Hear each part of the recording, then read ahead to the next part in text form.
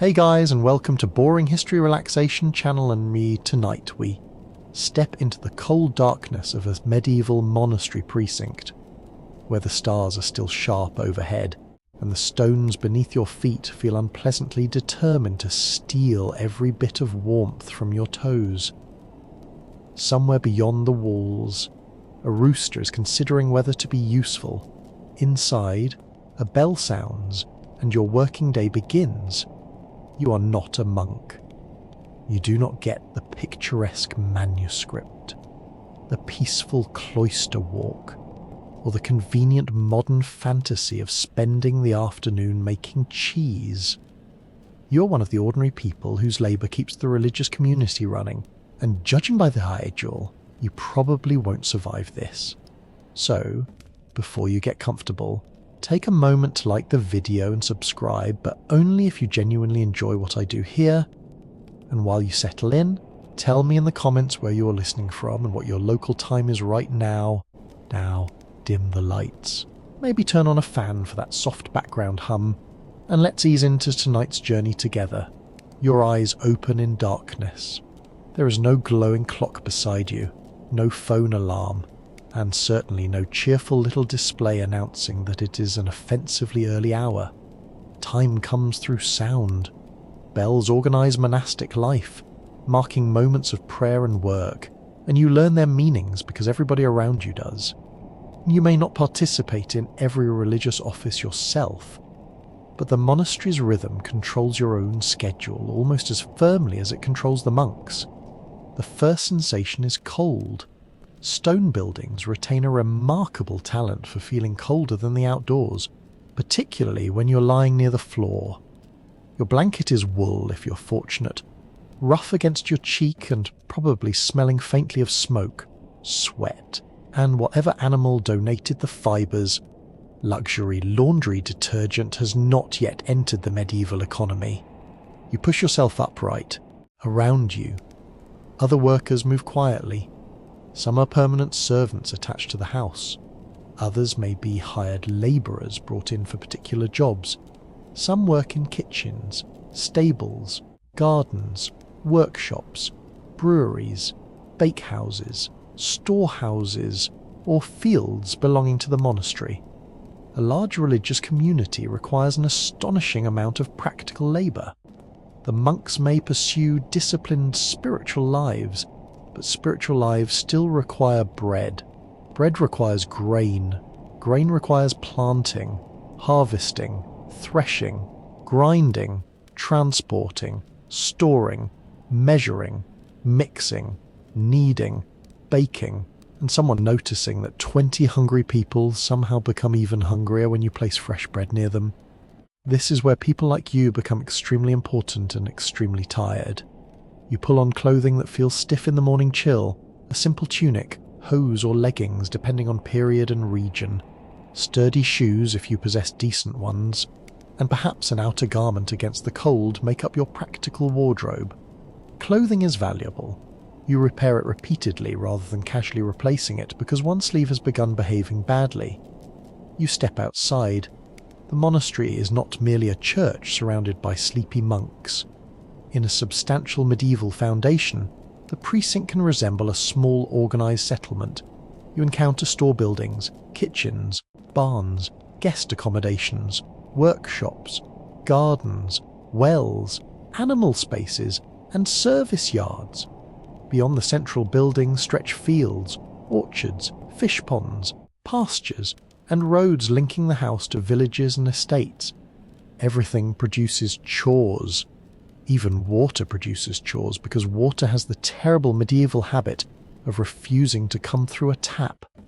Your earliest job may be fetching it. You take a wooden bucket, perhaps two, and head toward a well, spring, conduit, or water channel.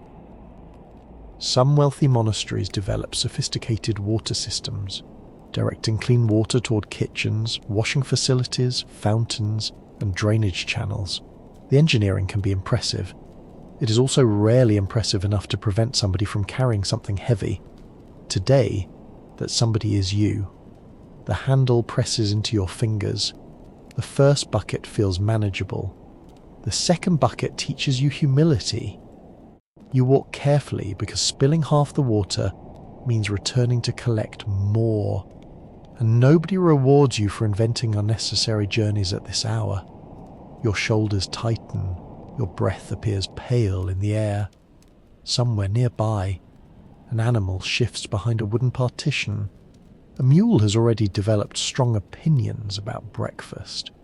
You understand the mule. Unfortunately, the mule has seniority. Animals require feeding, bedding, watering, cleaning, and supervision. Horses might serve travellers and officials. Oxen work agricultural land. Pigs consume scraps and produce meat. Chickens provide eggs. Sheep supply wool. Depending on location, the monastery may also manage cattle, geese, bees, fish ponds, and various other creatures that appear strangely unconcerned with the theological purpose of the institution. They simply want food. This gives your morning a straightforward spiritual lesson. Everyone wants food.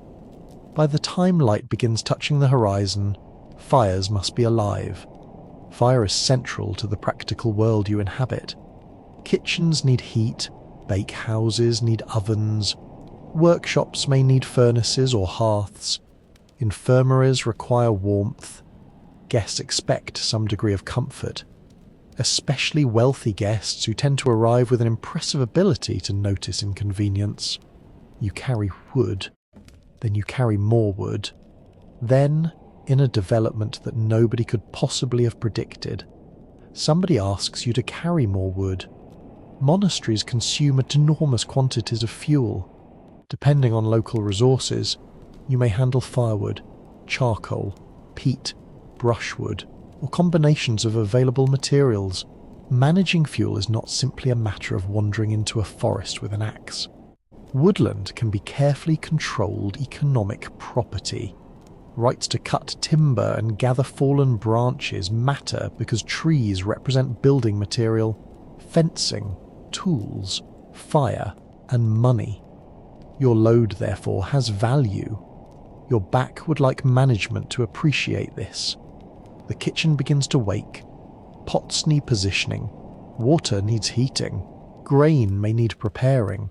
Bread must reach tabled. Porridge or pottage bubbles gradually into existence. Herbs, onions, peas, beans, fish, eggs, cheese, or other ingredients appear depending on season, wealth, local custom, and religious restrictions. The diet of monks varies widely across time and place. A wealthy abbey can consume food on a scale unimaginable to a tiny rural house. Rules concerning meat also differ by period, institution, health, and interpretation. Medieval people are wonderfully capable of constructing detailed rules and then spending several generations discussing precisely what those rules mean. You stay away from the argument and stir the pot. One mainstream fact shapes the environment around you. The rule of St. Benedict, enormously influential in Western European monasticism, balances prayer, reading, discipline, and manual work. Monks are expected to regard labour as part of an ordered religious life. That does not mean monks personally perform every unpleasant job. Large monasteries develop complex communities in which servants, tenants, hired workers, craftsmen, dependents, and specialised employees carry substantial portions of the workload. The ideal written in a rule and the practical reality of managing hundreds of acres do not always fit neatly together. Historians still argue whether some descriptions of monastic labour tell us more about religious ideals than about the daily division of work inside particular houses. You do not have time to argue. A sack needs moving. The sack contains grain and appears to have been filled by someone who personally dislikes your spine. You bend carefully, grip it, and lift. Storage is a constant concern. Grain must remain dry. Salt must be protected. Tools must be returned. Ale must be brewed and stored. Cheese must mature. Vegetables need keeping through colder months. Every household in the medieval world worries about supplies. But monasteries can operate on a much larger scale because they feed resident communities, visitors, workers, the sick, and sometimes substantial numbers of poor people receiving charity. Nothing simply appears. Someone counts it. Someone carries it. Someone complains that there is less of it than expected. You begin suspecting that these are often 3 different people. As daylight strengthens, the gate area becomes more active. Monasteries attract movement. Pilgrims may arrive. Messengers carry letters. Traders bring goods. Tenants appear concerning rents or obligations. Craftsmen enter for repairs. Guests seek hospitality. Poor travellers hope for food. Local people may come for business connected to the estate. A monastery is religious, but it is also administrative, agricultural, social, and economic. The gatekeeper occupies a particularly interesting position because the gate marks the boundary between enclosure and the outside world. You might carry messages from the gate toward officials deeper inside the precinct. You might direct animals, unload carts, or help visitors find the appropriate building. A noble visitor arrives with servants of his own. This is useful because now there are additional people capable of looking exhausted. Their horse needs attention. Naturally, you are involved. You lead the animal toward the stable, listening to hooves strike packed earth. The smell changes instantly. Hay, leather, manure, damp wood, and warm animal breath create an atmosphere no candle manufacturer will ever successfully market. You loosen tack. Leather equipment requires care because replacing it costs money. Saddles, harnesses, straps, buckles, horseshoes, cart fittings, and tools all belong to the hidden infrastructure surrounding travel. One broken strap can interrupt a journey, and one lame horse can cause major inconvenience. You begin seeing the monastery differently. The tall church still dominates the precinct. Bells still shape the day. Chant drifts faintly from sacred spaces. Yet beneath that beauty sits a vast machine of ordinary tasks. Your hands touch ropes, buckets, wood, grain, mud, leather, straw, iron, and animal hair. You hear carts creak. You smell fires catching. You feel splinters pressing against your palm. Medieval religious life looks serene in paintings because painters rarely include the person carrying a leaking bucket across the background while quietly reconsidering his career. You continue. Near the storehouse, goods arrive from surrounding estates. Medieval monasteries can control scattered properties providing grain, wool, livestock, timber, rents, and produce. Some obligations are paid in money, others may arrive in kind. And here you encounter one of the more delightful quirks of medieval accounting. In parts of medieval England, rents and obligations could sometimes involve eels. Yes, eels. Thousands of them might appear in records because eels are plentiful in certain waterways, useful as food, and valuable during periods when religious dietary customs increase demand for fish. You picture yourself explaining this tax system to a modern accountant. He closes the spreadsheet and leaves. Your own concern is simpler.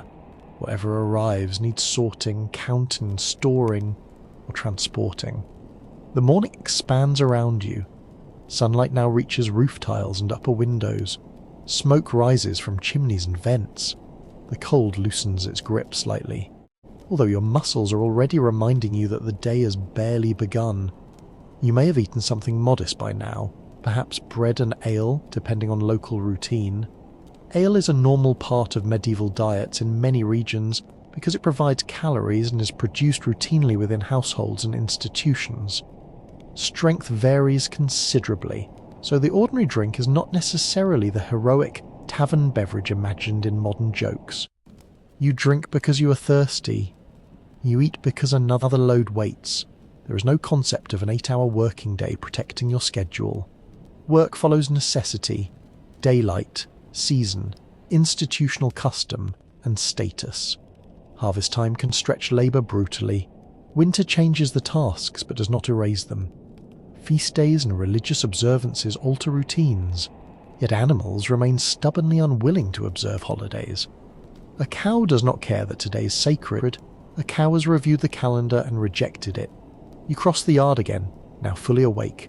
The monastery around you has transformed from shadow into movement. Monks pass toward their duties. Workers call quietly to one another. A cart approaches. A kitchen servant gestures toward another stack of fuel. Somewhere, dough is being prepared. Somewhere else, somebody discovers a missing tool and immediately assumes another person has taken it. Some things in human civilization remain beautifully timeless. You tighten your grip on the next bucket. The hours ahead are filled already, although nobody needs to write them on a schedule for you.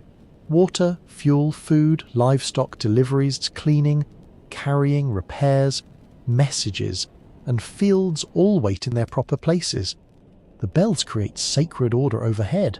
Your labour creates practical order below, and beneath the softening morning sky, with smoke curling upward and the stones finally losing their icy bite, you keep walking because the entire quiet machinery of the monastery depends on ordinary hands continuing to move. The sun climbs, and your body begins keeping time more accurately than any bell. Your shoulders tell you how many loads you have carried. Your palms tell you which handles are roughest. Your stomach tells you how long it has been since you last ate anything substantial. By mid-morning, you no longer measure the day in hours. You measure it in completed tasks, and unfortunately, the tasks seem to reproduce whenever nobody is looking. A monastery requires cleaning on a scale that feels almost personal.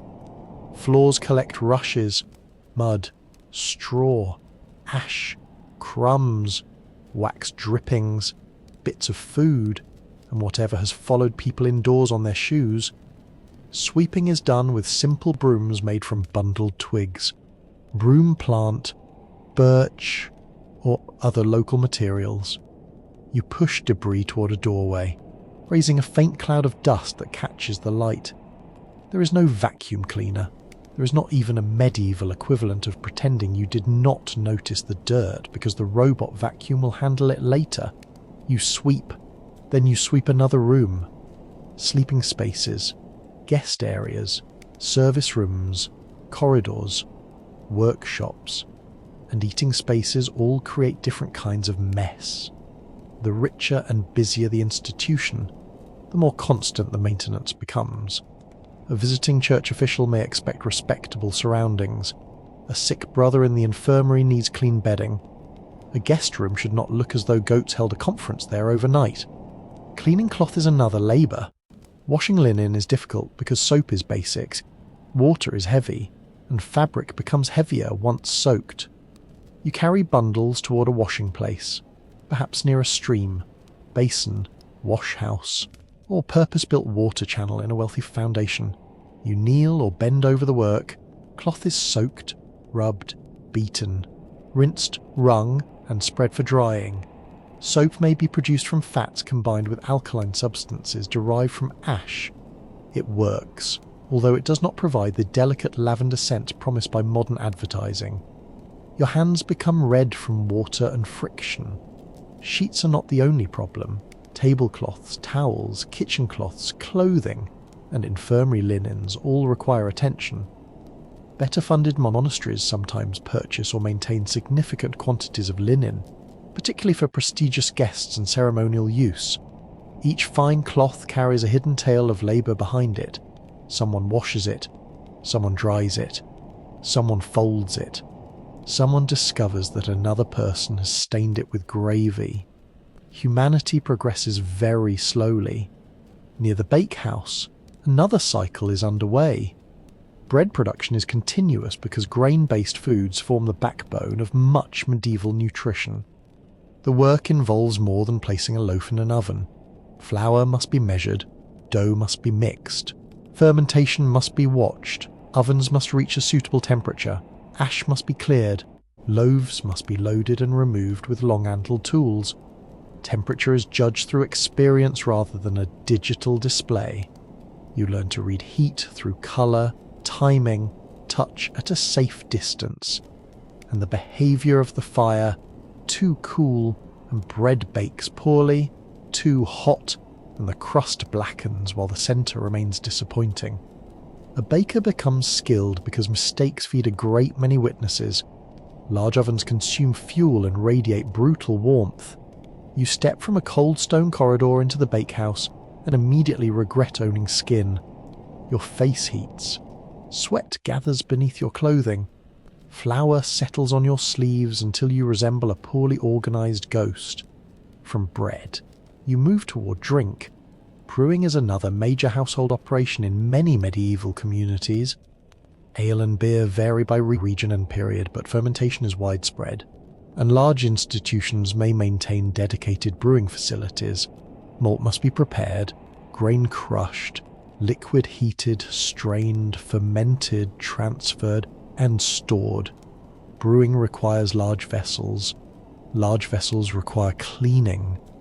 This is the part romantic historical dramas tend to skip. You lean over a tub and scrub the inside while wondering whether future generations will appreciate the heroic importance of removing yesterday's residue. They will not. The kitchen wants chopped vegetables. The garden wants manure. The infirmary wants warm water. The cellarer wants a message delivered. The stable wants a repaired latch. For every visible religious ceremony, there seem to be 50 practical requests quietly waiting in the background. This division of responsibility is a mainstream feature of substantial medieval monasteries. Officials such as the cellarer oversee supplies and provisioning, while other offices manage kitchens, guests, sick brothers, alms, estates, or particular stores. The exact organisation differs between religious orders and individual houses, but larger communities often divide administration into specialised roles. Those officials depend on people who physically carry out their instructions. Today, that person is repeatedly you. You cross into a garden where herbs grow in ordered beds. Monastic gardens can provide vegetables, flavourings, medicinal plants, and culinary herbs. Depending on climate and local practice, you may encounter onions, leeks, cabbage, beans, peas, parsley, sage, fennel, mint, or plants used in remedies. Gardening sounds peaceful until you actually perform it. You dig, you weed, you turn soil, you spread compost, you remove stones that seem to grow naturally whenever your back begins aching. The manure arrives by cart or bucket, and you are briefly reminded that history is mostly people moving unpleasant substances from one location to another. Some plants are intended for the infirmary. Medieval medical practice relies heavily on herbal preparations, diet, rest, bloodletting, and theories inherited from classical medicine. In monastery, you may cultivate useful plants carefully, especially when it maintains an infirmary for its own members.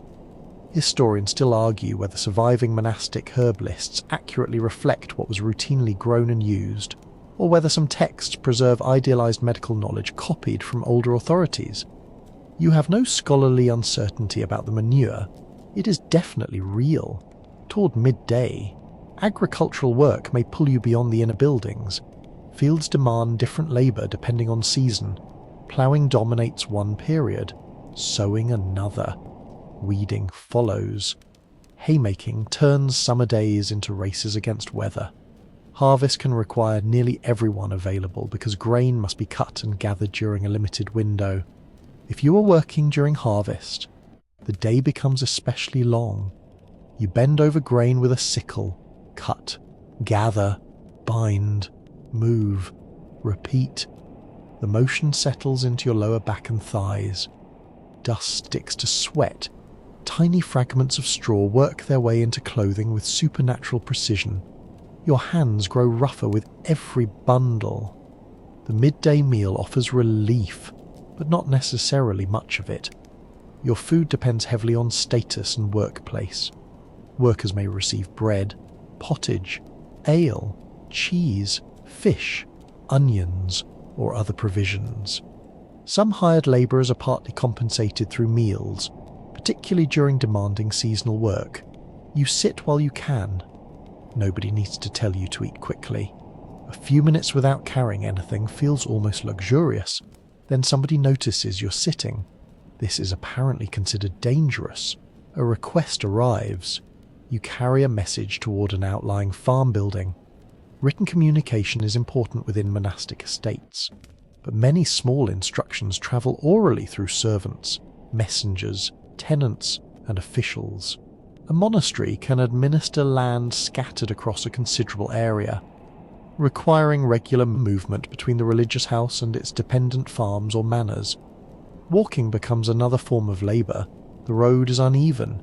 In dry weather, dust covers your shoes. In wet weather, mud attaches itself so enthusiastically that each footstep gains weight. Your destination may be a grange, especially in institutions where agricultural estates are managed directly. Some monastic orders become famous for organising outlying farming centres staffed partly by lay brothers and workers. A message that takes a superior 30 seconds to dictate may take you an hour to deliver. Management has been perfecting this trick for centuries.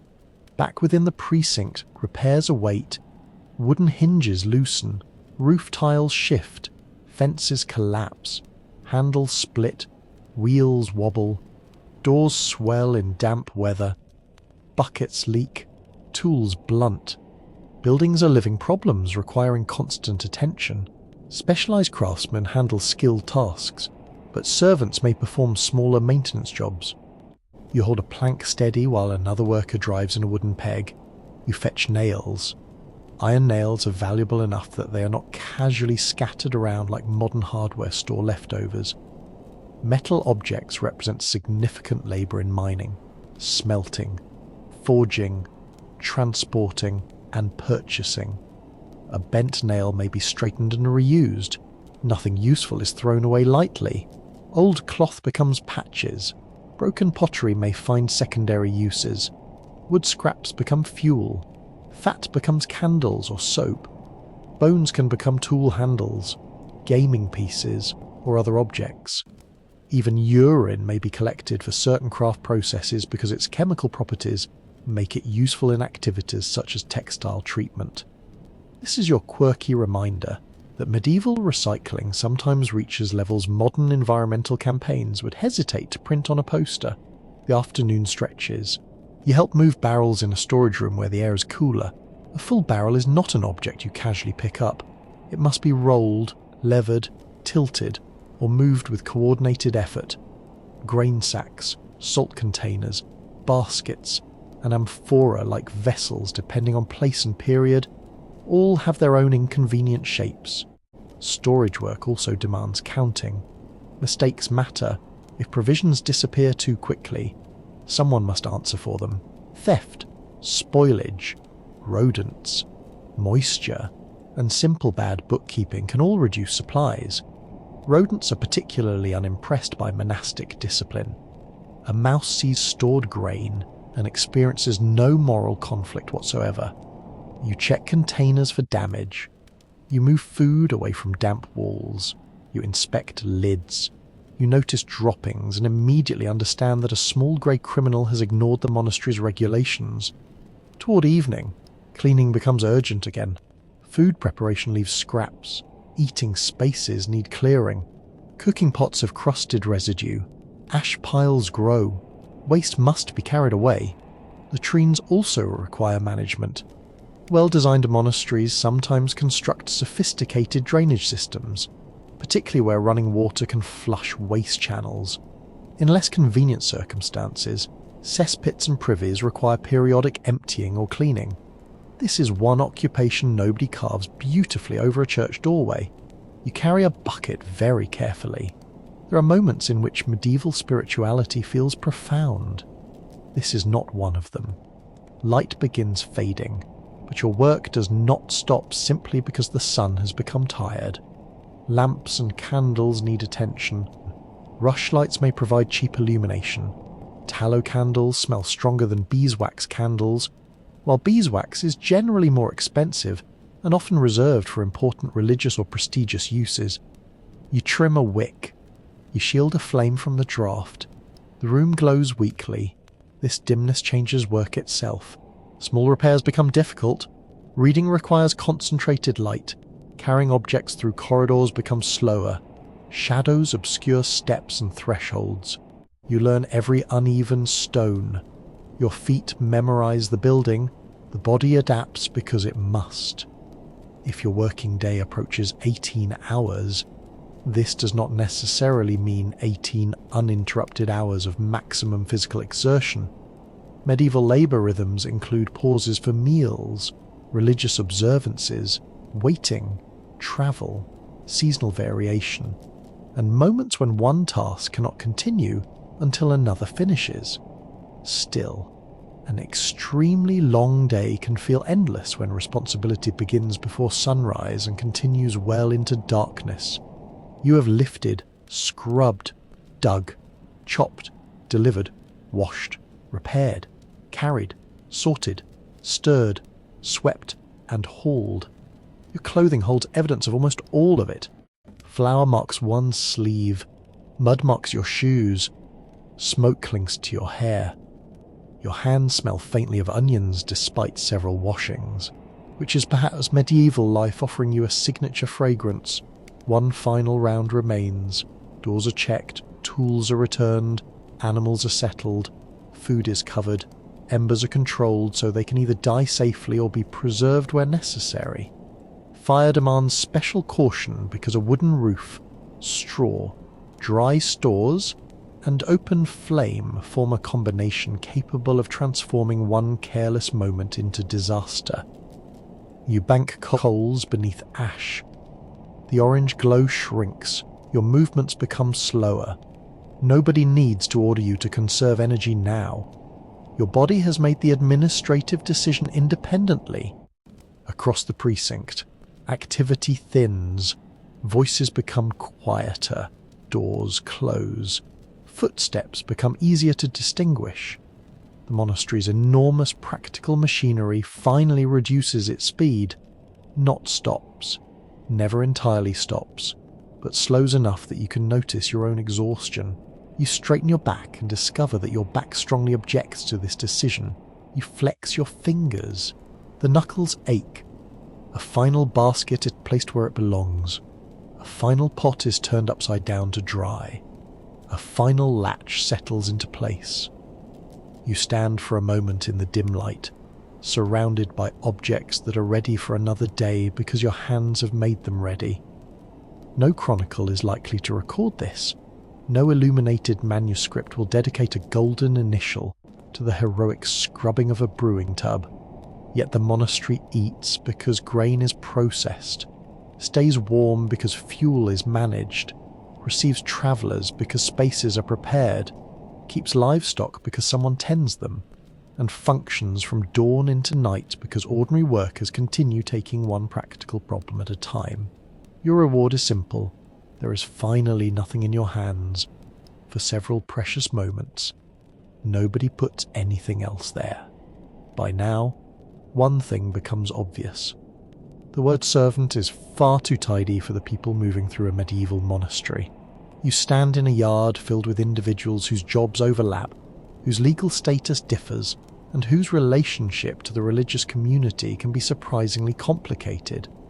One man receives wages, another owes labour through tenancy, another has taken religious vows but is not a choir monk.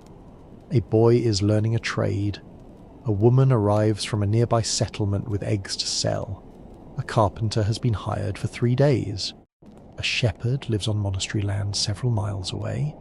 They all help keep the institution functioning. They are not all servants in the same sense. You begin with the lay brother. In many medieval monasteries, especially houses connected with reforming orders such as the Cistercians, lay brothers perform large amounts of practical work. They are religious members of the community, but their duties and daily routines differ from those of choir monks. A lay brother may work in agriculture, livestock management, workshops, transport, or estate administration. He may spend much of his life on an outlying farm rather than within the central cloister. He follows religious discipline. He performs manual labour. He's not simply a hired farmhand wearing a particularly serious expression. This distinction matters because modern descriptions sometimes throw monks, lay brothers, servants, and labourers into one large medieval bucket. The people themselves would recognise meaningful differences in vows, rights, obligations, clothing, authority, and access to particular spaces. You certainly recognise the difference when one of them tells you where to put a cart. The lay brother has authority. The cart has weight. You have neither. Nearby, hired workers provide another category.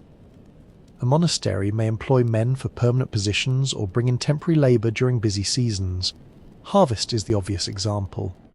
When grain ripens, speed matters. Crops do not politely remain in perfect condition while the existing workforce catches up. Extra hands become valuable.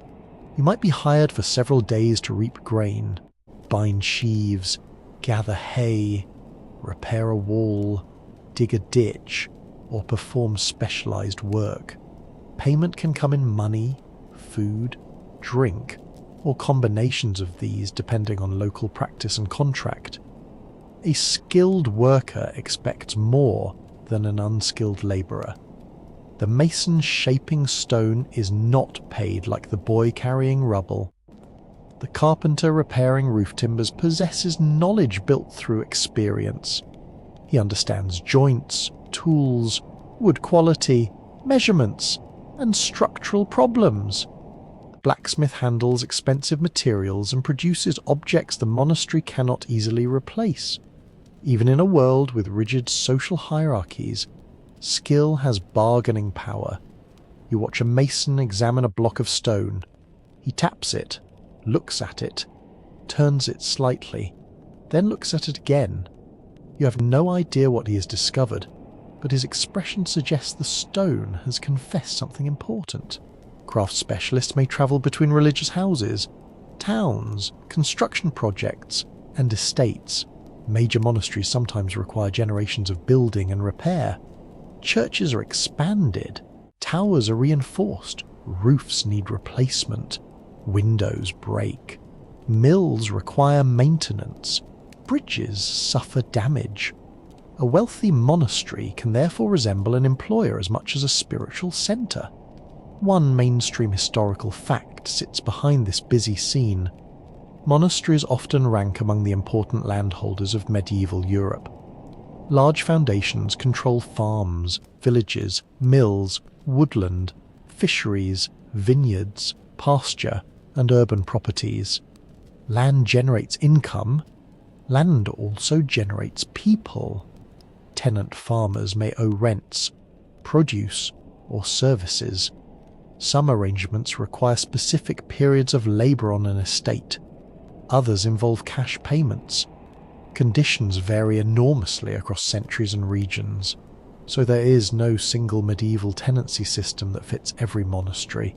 Still, if you live on land controlled by a religious house, the monastery can shape your economic life without you ever setting foot inside the cloister.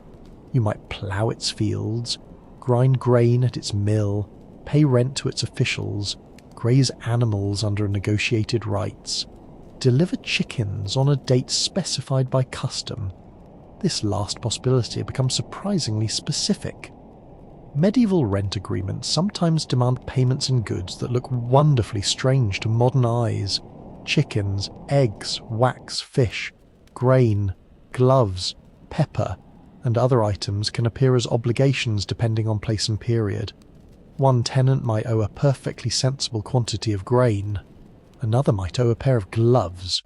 You imagine the estate official maintaining a straight face while announcing that the monastery's financial stability now depends upon quality handwear. Women also appear throughout this working landscape. Although surviving records can make them less visible than men, women launder clothing, brew ale, prepare food, sell produce, manage property, work agricultural land, provide nursing, spin thread, weave cloth, and perform domestic service. Some are hired directly, others belong to tenant households whose labour supports monastic estates. Nunneries, of course, maintain their own communities and require practical workers as well. Women's religious houses may employ male servants for tasks involving heavy agriculture, transport, legal business, or contact with the wider world. Gender boundaries exist, particularly around enclosed religious spaces, but practical necessity has an irritating habit of refusing to obey neat diagrams. A woman carrying a basket enters a service yard. She brings cheese. An official checks the quantity. There is a discussion about quality. You discover that customer complaints are already fully developed as a human art form. She leaves unimpressed. Children and adolescents form another part of the working population. A young person may serve as an apprentice, household helper, stable boy, kitchen assistant, messenger, or agricultural worker. Medieval childhood differs sharply from modern expectations. Particularly regarding work, children often begin contributing to household economies at ages that would alarm a modern school administrator. That does not mean childhood is absent. Young people play, quarrel, make mistakes, learn skills, form friendships, and presumably discover inventive ways of avoiding whichever adult has just requested assistance. But work begins early. A boy carrying kindling watches an experienced servant tie a complicated knot. He tries it. The knot collapses. He tries again. This is how knowledge travels when instruction manuals are scarce. Much practical expertise is learned through imitation. You watch how bread dough should feel, how a horse behaves when nervous, how a scythe is sharpened, how a barrel is rolled without crushing your foot, and how much weight a shelf can carry before everyone suddenly becomes religious. Experience is education. Status shapes the kind of education available. Some monastery servants may be literate, particularly those involved in administration, estate management, or specialised offices. Others know only a few written marks or none at all. Literacy itself exists on a spectrum. A person might recognise numbers, names, or familiar formulas without comfortably reading a long religious text. You hear a clerk reading from an account. Numbers matter greatly. Wages, rents, purchases, repairs, food allowances, and supplies all pass through administrative systems. Surviving financial records sometimes preserve the names of workers who otherwise disappear almost entirely from history. A payment to a cook, shoes purchased for a boy, wages for a carpenter, cloth issued to a servant. A small entry can represent months of someone's life. Historians still argue whether the surviving records allow us to reconstruct the true size and social diversity of monastic workforces, because documents often emphasize payments and obligations rather than ordinary relationships. People who leave few written traces may nevertheless be everywhere in daily life. Take the shepherd. You may barely see him within the monastery buildings, yet he controls one of the institution's valuable resources, sheep. Wool becomes enormously important to many medieval economies. Some monasteries manage large flocks, selling wool into regional and international trading networks. Shepherding requires skill because sheep possess a remarkable ability to become sick, lost, injured, stuck, stolen, or inexplicably committed to walking in the wrong direction. A shepherd spends long periods away from comfortable buildings. He monitors grazing. He protects lambs. He notices disease. He deals with predators and weather. He probably learns more about sheep personalities than any human being deserves. Elsewhere, a swineherd manages pigs in woodland. A cowherd watches cattle. A fisherman tends traps, nets, or ponds. A miller oversees grinding. A brewer manages vats. A baker controls ovens. A cook manages meals. A porter controls access through a gate. A messenger walks roads. A laundress attacks stains with grim determination. A gardener watches vegetables disappear into the kitchen almost as quickly as they grow. None of these people experiences the monastery in exactly the same way. Status affects meals, clothing, accommodation, pay, freedom of movement, and personal security. A skilled, permanent employee may live comparatively well. A poor casual labourer may depend heavily on seasonal employment. A tenant with secure customary rights occupies a different position from a landless worker seeking wages. Some people are dependents receiving charity rather than employees at all. Monasteries commonly distribute alms to the poor, although the generosity, organisation and scale vary widely. Food might be given at gates. Leftovers may be distributed. Specific funds can support charitable activity. Travellers sometimes receive hospitality. The boundary between worker and recipient can blur. A poor person may receive food one day and temporary employment another. An elderly former servant might depend on institutional support. A widow connected with monastery property may negotiate assistance. Human lives refuse to remain inside administrative categories. You notice that even clothing reveals hierarchy. A prosperous official may wear better cloth. A field labourer appears in patched garments. A religious brother has clothing shaped by his rule and community. A craftsman carries tools that announce his profession more clearly than any badge. Shoes are especially revealing because good footwear costs money. You look down at your own. The leather has been repaired twice. One sole feels thinner than the other. Medieval fashion has decided that symmetry is a luxury. At mealtime, divisions appear again. Different groups may eat in different places and receive different allowances. Choir monks dine according to monastic rules. Lay brothers can have separate arrangements. Servants may eat in service areas or households connected to their work. Prestigious visitors receive more elaborate treatment. Hierarchy follows people even to the dinner table, yet work continually forces interaction. A monk responsible for supplies speaks with a servant speaks with a tenant speaks with a miller. The miller argues with everyone because this seems to be a traditional privilege of millers in nearly every century. Goods and instructions travel through these connections. So does gossip. You can almost hear it moving faster than official messages. Who has been hired? Who has been dismissed? Which steward is difficult? Which cook is generous? Which horse kicked someone? Which tenant claims his rent was already paid? Which visiting noble has brought an unreasonable number of attendants? No archive records most of these conversations, but communities cannot function without them. As evening deepens, the categories around you remain complicated. Some workers belong permanently to the institution. Some come and go. Some have vows. Some have contracts. Some owe obligations through land. Some arrive because they are hungry. Some possess valuable skills. Some simply possess strong backs. Together they form the human network beneath the monastery's formal structure. You may never appear in a grand chronicle. You may never have your portrait painted. But the monastery is not inhabited by monks alone. It is surrounded, supplied, repaired, fed, transported, cultivated, and quietly sustained by a crowd of people whose names are often written only once, if they are written at all, and tomorrow someone will still need that pair of gloves. Night settles over the monastery precinct, and at last the question that has been hiding behind every aching muscle becomes impossible to ignore. Where exactly do you sleep?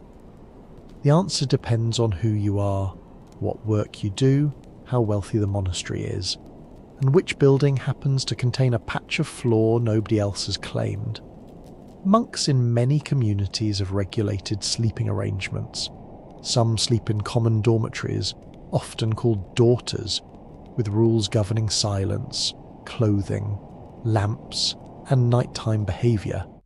Their sleeping spaces belong to the formal architecture of religious life. Your sleeping place is usually less impressive.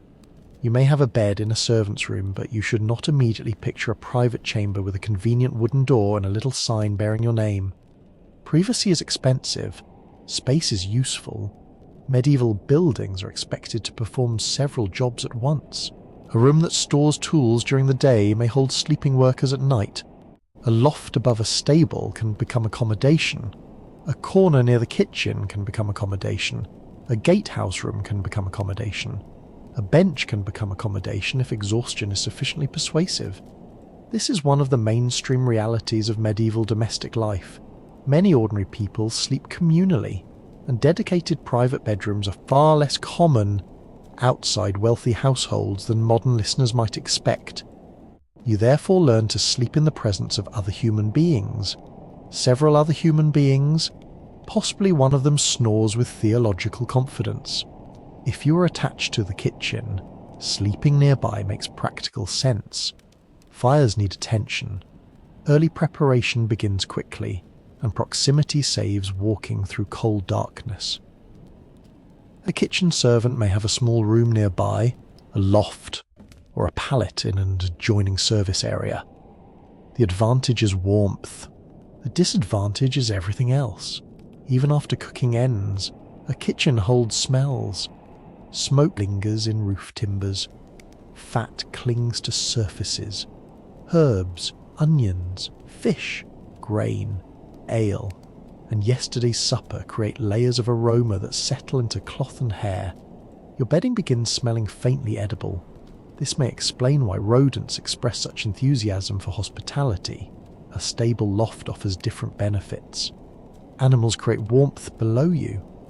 Hay or straw may be readily available. The structure is often dry enough for storage, and the loft provides separation from muddy ground. Unfortunately, livestock do not understand the concept of quiet hours. A horse shifts, a cow coughs, something kicks a partition, a chicken, having misunderstood darkness completely, makes a noise at the least useful moment. You lie still and reconsider whether the kitchen rats were really so bad. Gatehouses provide another possible sleeping environment, especially for people whose duties involve controlling access. A porter or gate servant may need to remain close to the entrance, because travellers can arrive at inconvenient times. The medieval traveller does not send a message saying, "Running 20 minutes late."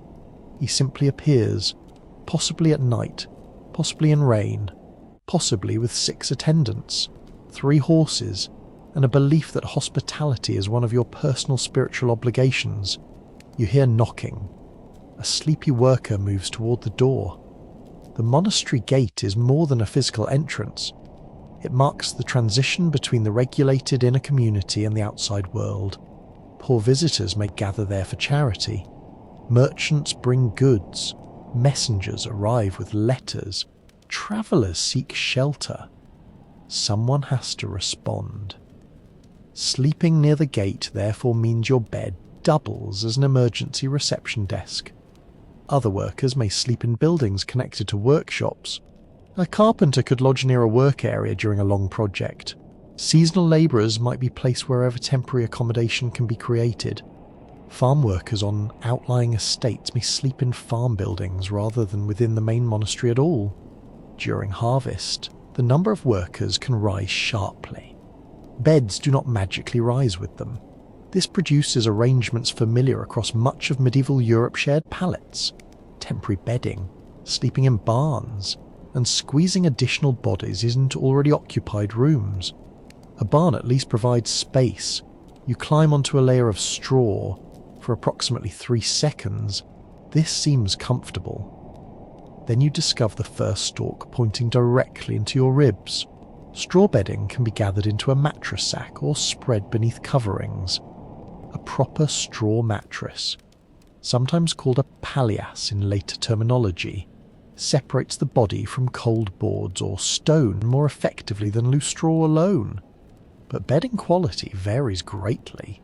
A permanent household servant might possess a reasonably established bed space with a mattress, blanket, chest, or peg for clothing.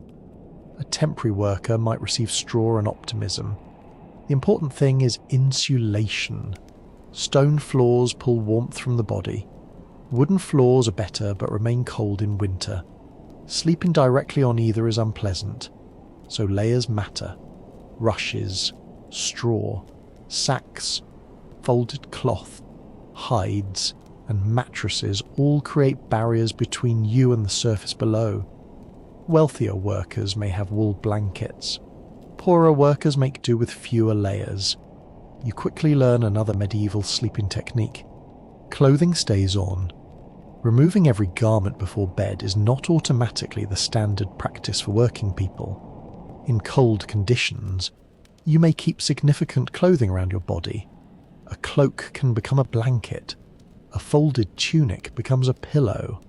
Spare fabric becomes anything you need it to become. Your wardrobe is now furniture. Efficiency has reached its final form. Communal sleeping also means bodies provide warmth. 2 or more people may share a bed or sleeping surface without the arrangement carrying the assumptions a modern listener might attach to it. Beds are expensive objects. Bedding is expensive. Heated rooms are rare.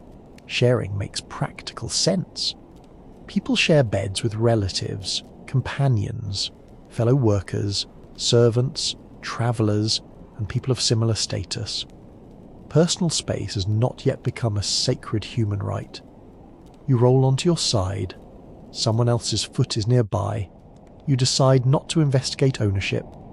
Historians still argue whether surviving references to shared sleeping allow us to estimate how common bed sharing actually is among monastery servants, since account books often list purchases of bedding without explaining precisely who sleeps on what. This is the difficulty with reconstructing ordinary sleep. Documents love expensive objects. They are less interested in the tired person lying underneath them. If a monastery purchases 20 blankets, the record may preserve the cost perfectly.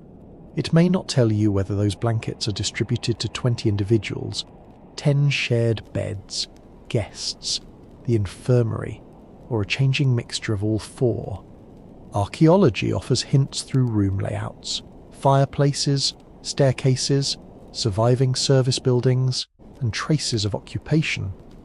Yet many humble structures vanish, wood decays, floors are replaced, barns burn, service rooms are rebuilt. The comfortable stone dormitory survives long enough for tourists. The servant's wooden lean-to becomes a patch of soil and several argumentative post holes. There are, however, some wonderfully odd sleeping possibilities.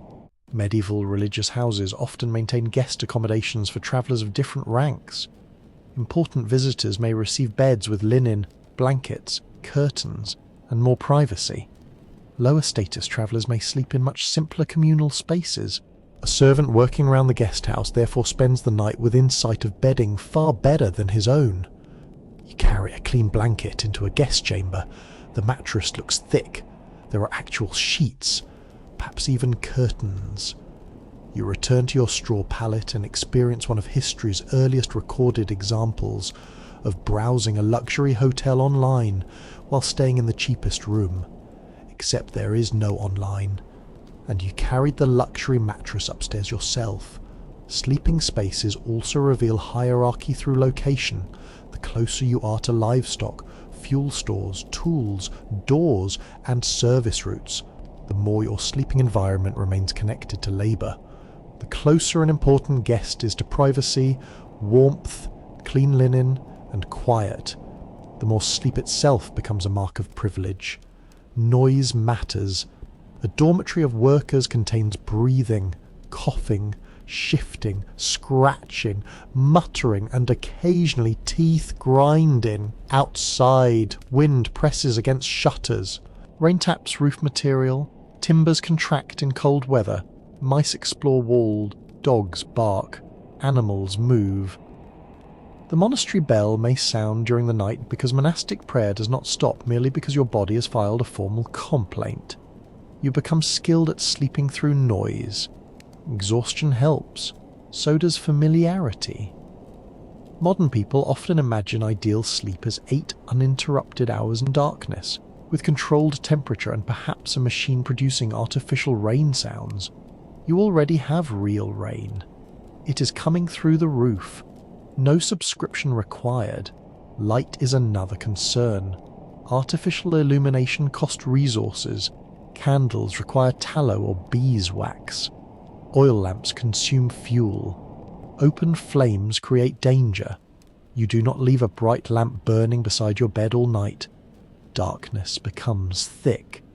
Once lamps are extinguished, the room can be nearly absolute blackness, especially away from moonlit windows. You navigate by memory, 3 steps from the pallet to the wall. Turn, avoid the chest, do not step on Thomas. Nobody remembers why Thomas chose that particular piece of floor, including Thomas. Chests can matter greatly in shared sleeping quarters. A worker who owns personal possessions needs somewhere to keep them. Clothing, a knife, a cup, shoes, small tools, perhaps coins, religious objects, or personal keepsakes might be stored in a chest, bag, or box. Locks exist, although not everyone owns one. Trust and proximity do much of the work.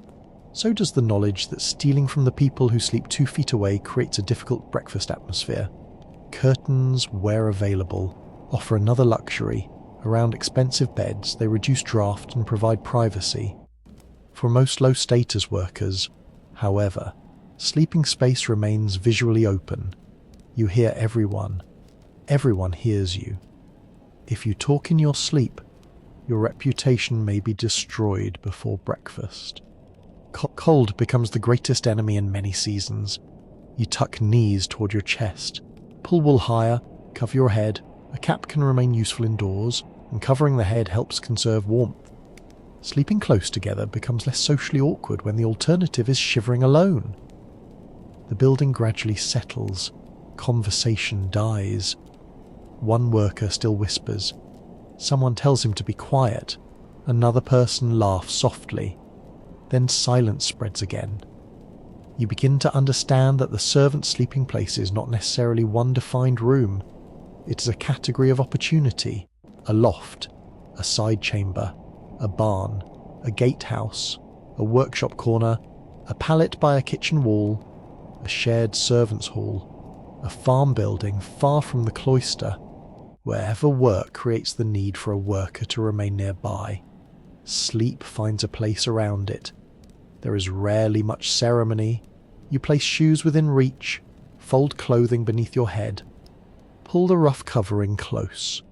The surface beneath you rustles whenever you move.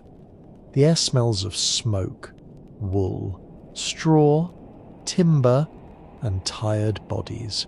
Somewhere outside, the grand buildings of the monastery stand in darkness. Inside your smaller space, nobody is admiring architecture.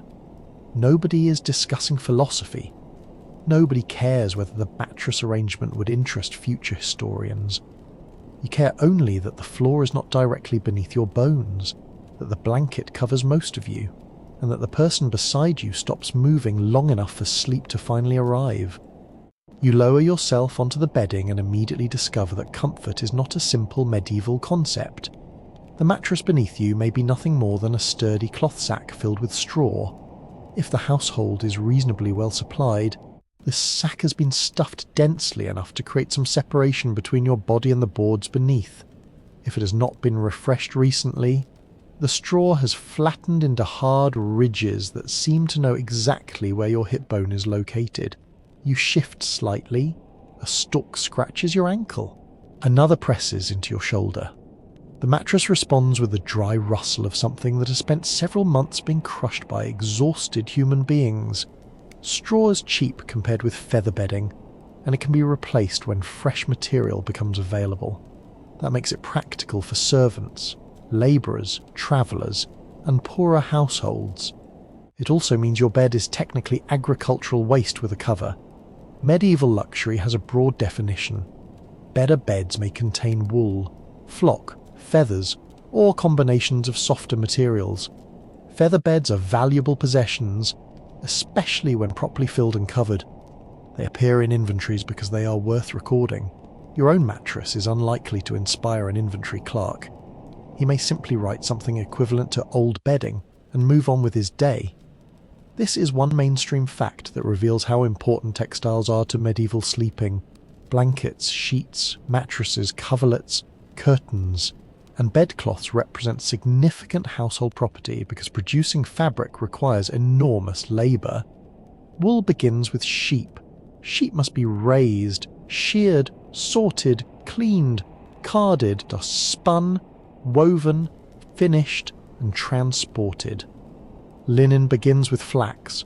Flax must be cultivated, harvested, retted, dried, broken, processed, spun, and woven. Even a plain blanket represents many hours of human work.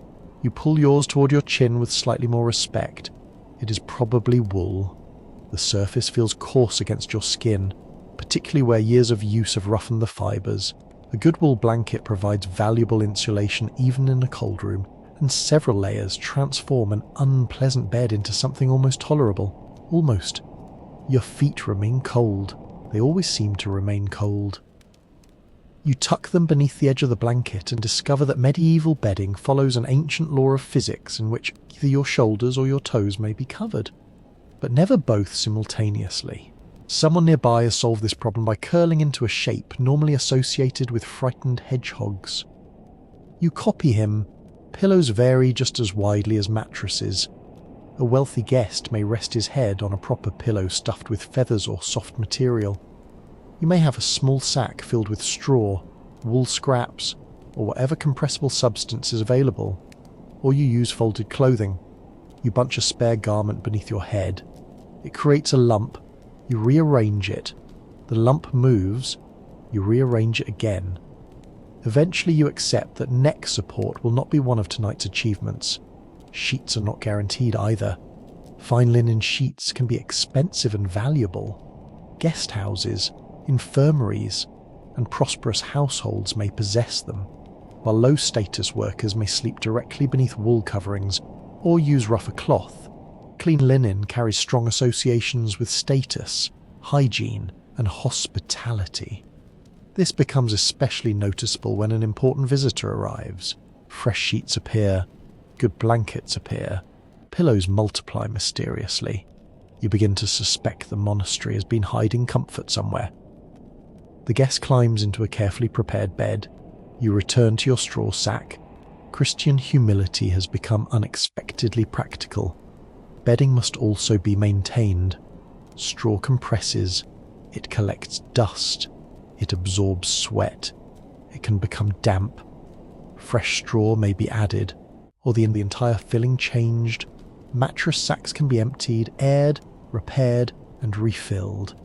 This creates one of the more vigorous forms of medieval housekeeping. You drag a mattress outside, open the cover, pull out old straw. Dust erupts into the air. For several moments, you disappear inside a golden cloud and wonder whether sainthood is granted for sneezing repeatedly while holding a mattress. The old filling may be burned, discarded, composted, or reused depending on its condition. Fresh straw smells much better. Dry grain stalks produce a faint grassy scent that seems almost pleasant compared with the mixture of old sweat and damp cloth that has been accompanying you. You stuff the mattress again, push straw into the corners, shake it, flatten it. For one glorious night, the surface may actually feel springy.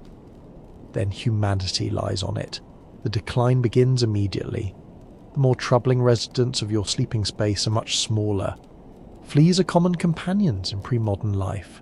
They thrive where people, animals, textiles, dust, and warm bedding exist close together.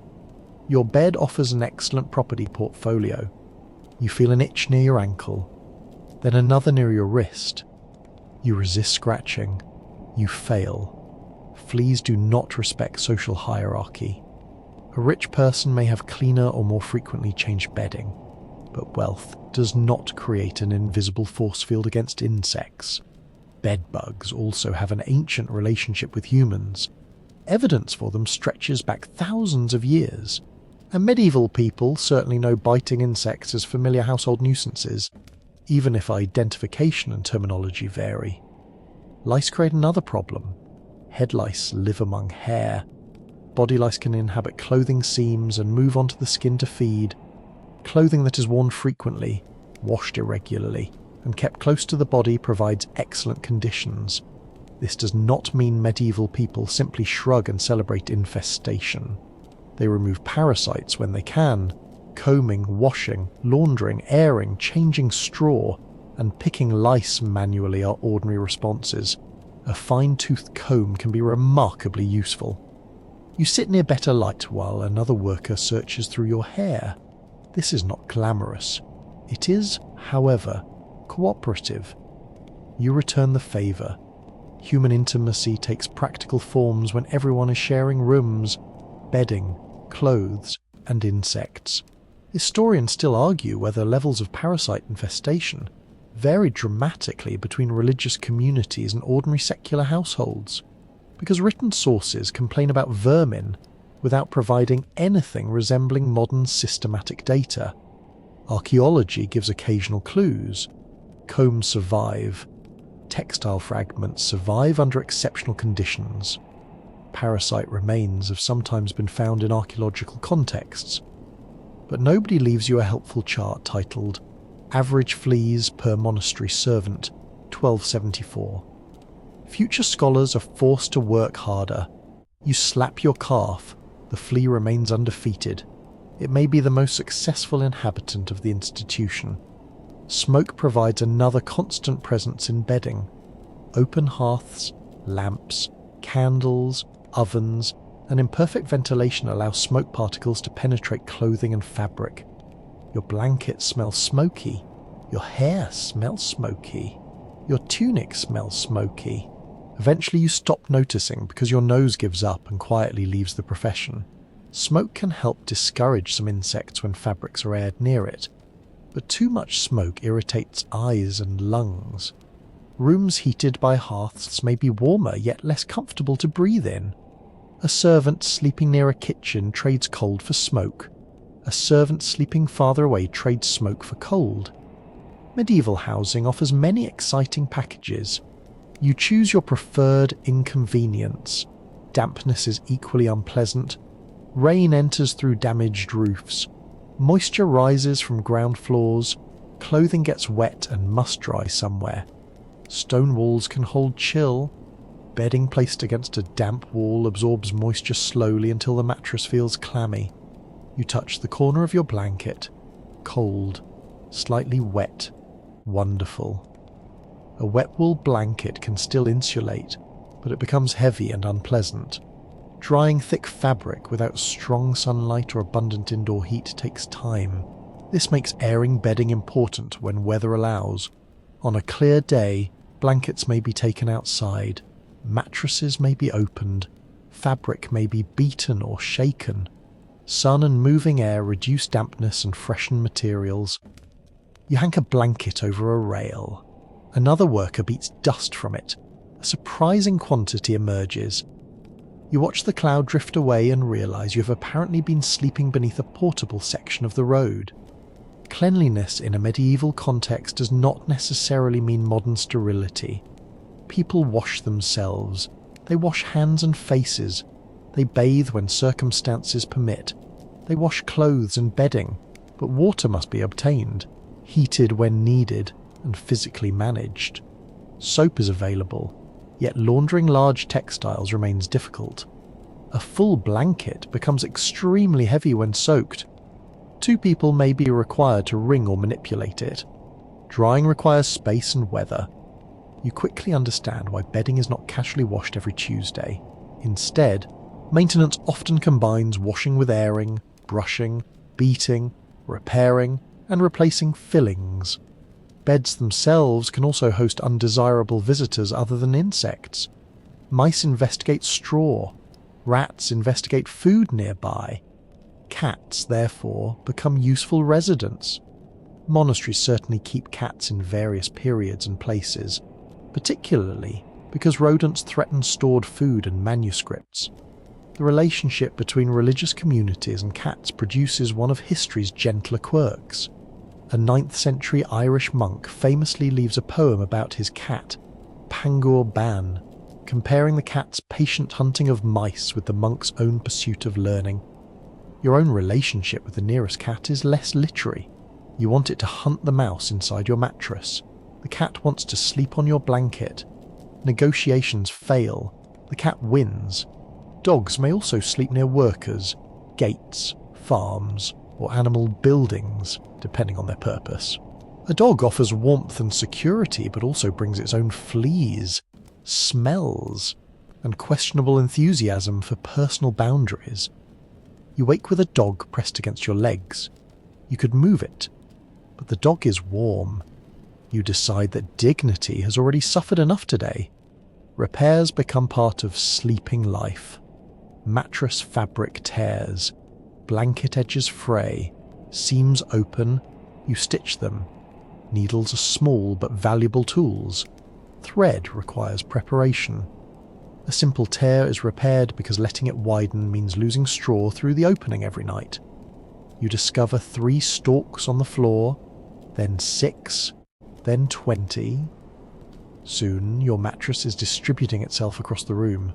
You sew the seam closed. Nothing is wasted if it can still perform a useful job. An old blanket may become a lesser blanket. A lesser blanket becomes patches.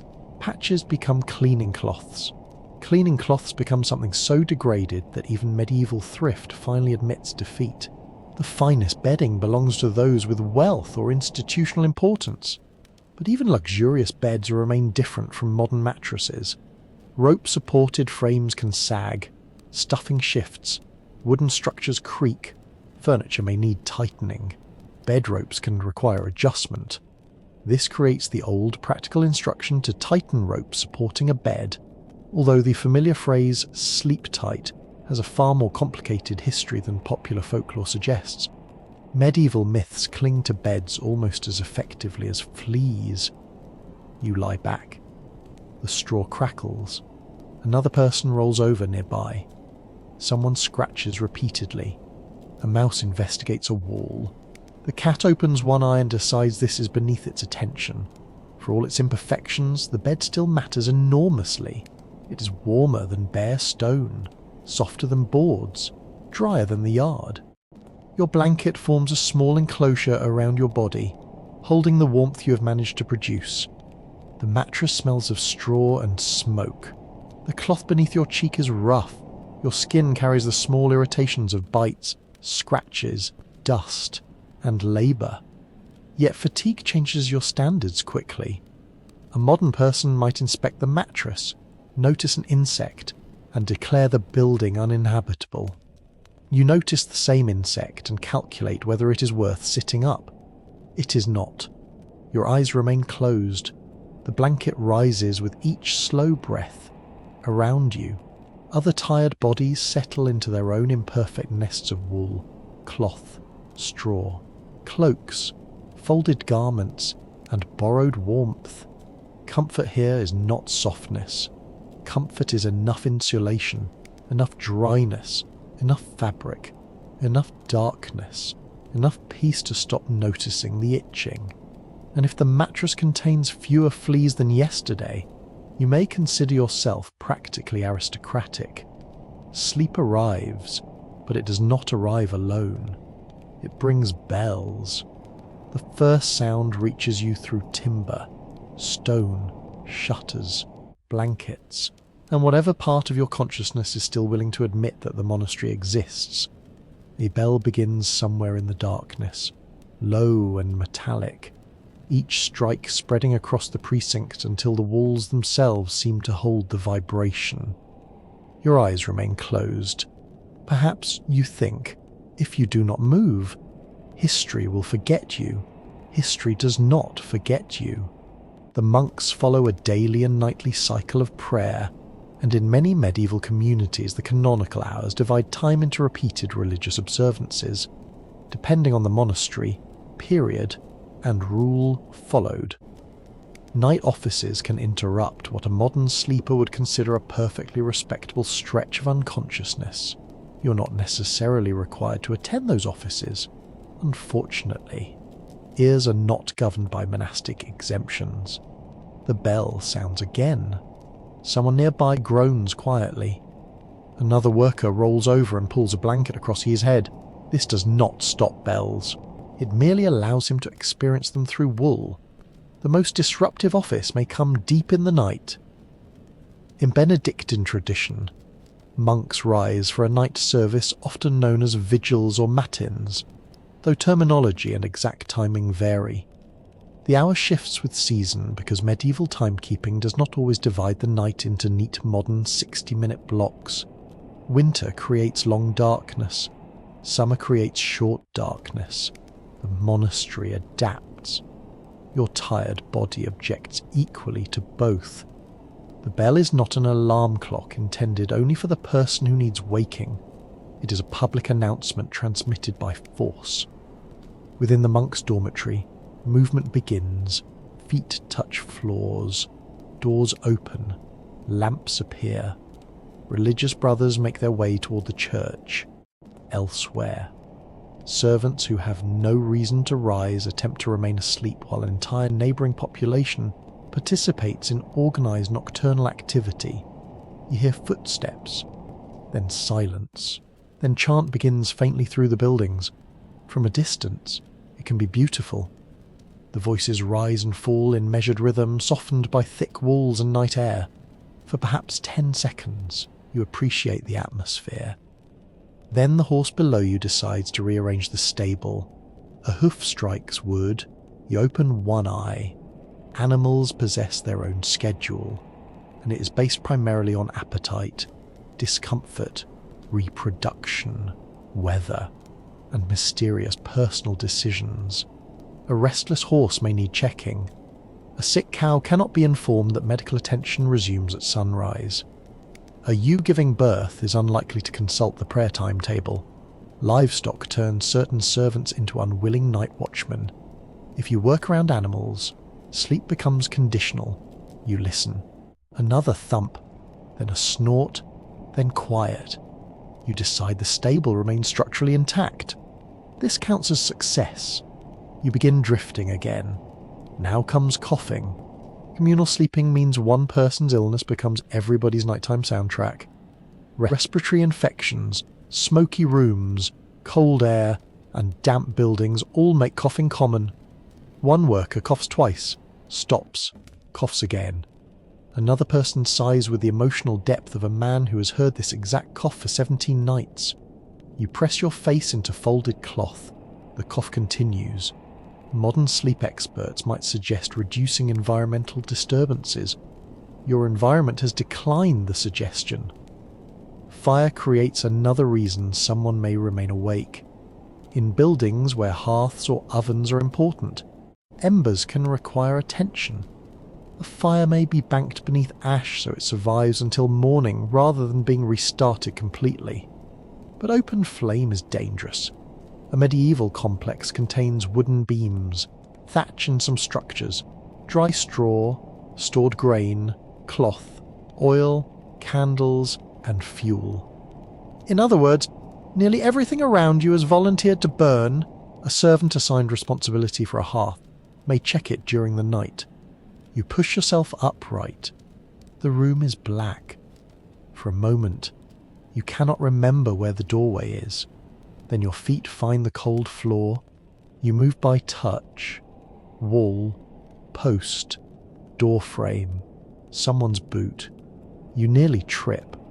The boot has done nothing wrong, but you resent it personally. A tiny lamp or covered lantern provides weak illumination if fuel is available. More often, moonlight or remembered pathways guide short movements.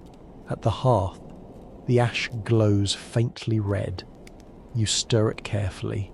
A few sparks appear, enough heat remains. Good. You cover the embers again and return towards your bedding. Now you're fully awake. This is the cruelest part. The interruption itself lasts only minutes. Your brain has decided this is an excellent opportunity to review every problem in your life. Did you secure the outer latch? The latch, did someone move the grain sack? Was that horse actually limping? Why does your left boot suddenly feel tighter than your right? You lie down. Sleep refuses to negotiate. Then comes the gate. Knocking reaches across the courtyard. 3 heavy blows. Pause. Another 3. The porter wakes. So do several people who are not porters. A traveller has arrived late. Monastic hospitality forms a significant part of many religious traditions, and the rule of St. Benedict famously emphasises receiving guests with religious seriousness. In practice, guest treatment varies according to status, resources, hour, and circumstance. But monasteries often become important stopping places for travellers. Travel does not always end conveniently before sunset. Roads are slow, weather delays movement, bridges fail, animals tire. A traveller may reach the gate long after the household prefers to be settled. The gate opens, voices murmur outside. You hear a horse. Naturally, there is a horse. There is always a horse when you most want silence. If the guest is important, servants may be summoned. Water might be needed. A bed must be prepared. The animal needs stable space. Food may have to be found. You stare into darkness, silently offering a prayer that the porter handles everything alone. Footsteps approach.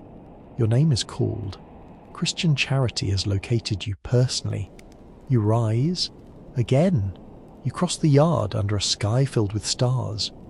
Without modern lighting, a clear medieval night can be startlingly dark at ground level and astonishingly bright overhead. The Milky Way may stretch visibly across the sky when clouds permit, while moonlight changes the entire working environment. Tonight, the moon is weak. You carry a lantern. Its small flame illuminates perhaps enough ground to reveal exactly what you're about to step in, but not early enough to avoid it. The guest horse needs water. You provide it. The traveller needs bedding. You fetch it. An attendant asks whether more food is available. You develop several private opinions about the attendant. None are suitable for a monastery. Eventually everyone settles. You return to bed. The straw is cold where your body has left it. This feels deeply unfair. You pull the blanket close and begin warming the space again. Outside, a dog barks once, then twice. Dogs can serve as alarms, guards, hunting animals, or farm helpers. A barking dog may indicate a stranger, another animal, or absolutely nothing. You listen. The dog stops. No footsteps follow. You decide civilization remains safe. Sleep returns in fragments. This pattern explains why a long period spent in bed does not necessarily equal uninterrupted rest. Pre-modern sleep can be broken by work, prayer schedules, infants, sickness, animals, weather, security duties, fires, travellers, and the simple noise of shared living.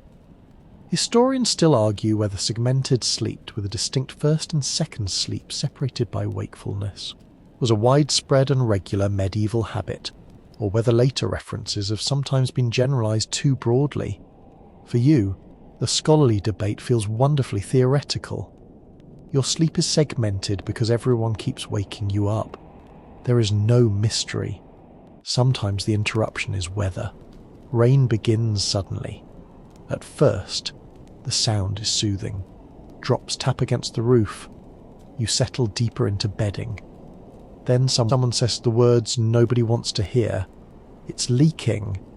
A drip lands somewhere nearby. Then another. A worker shifts his bedding. Another drip appears.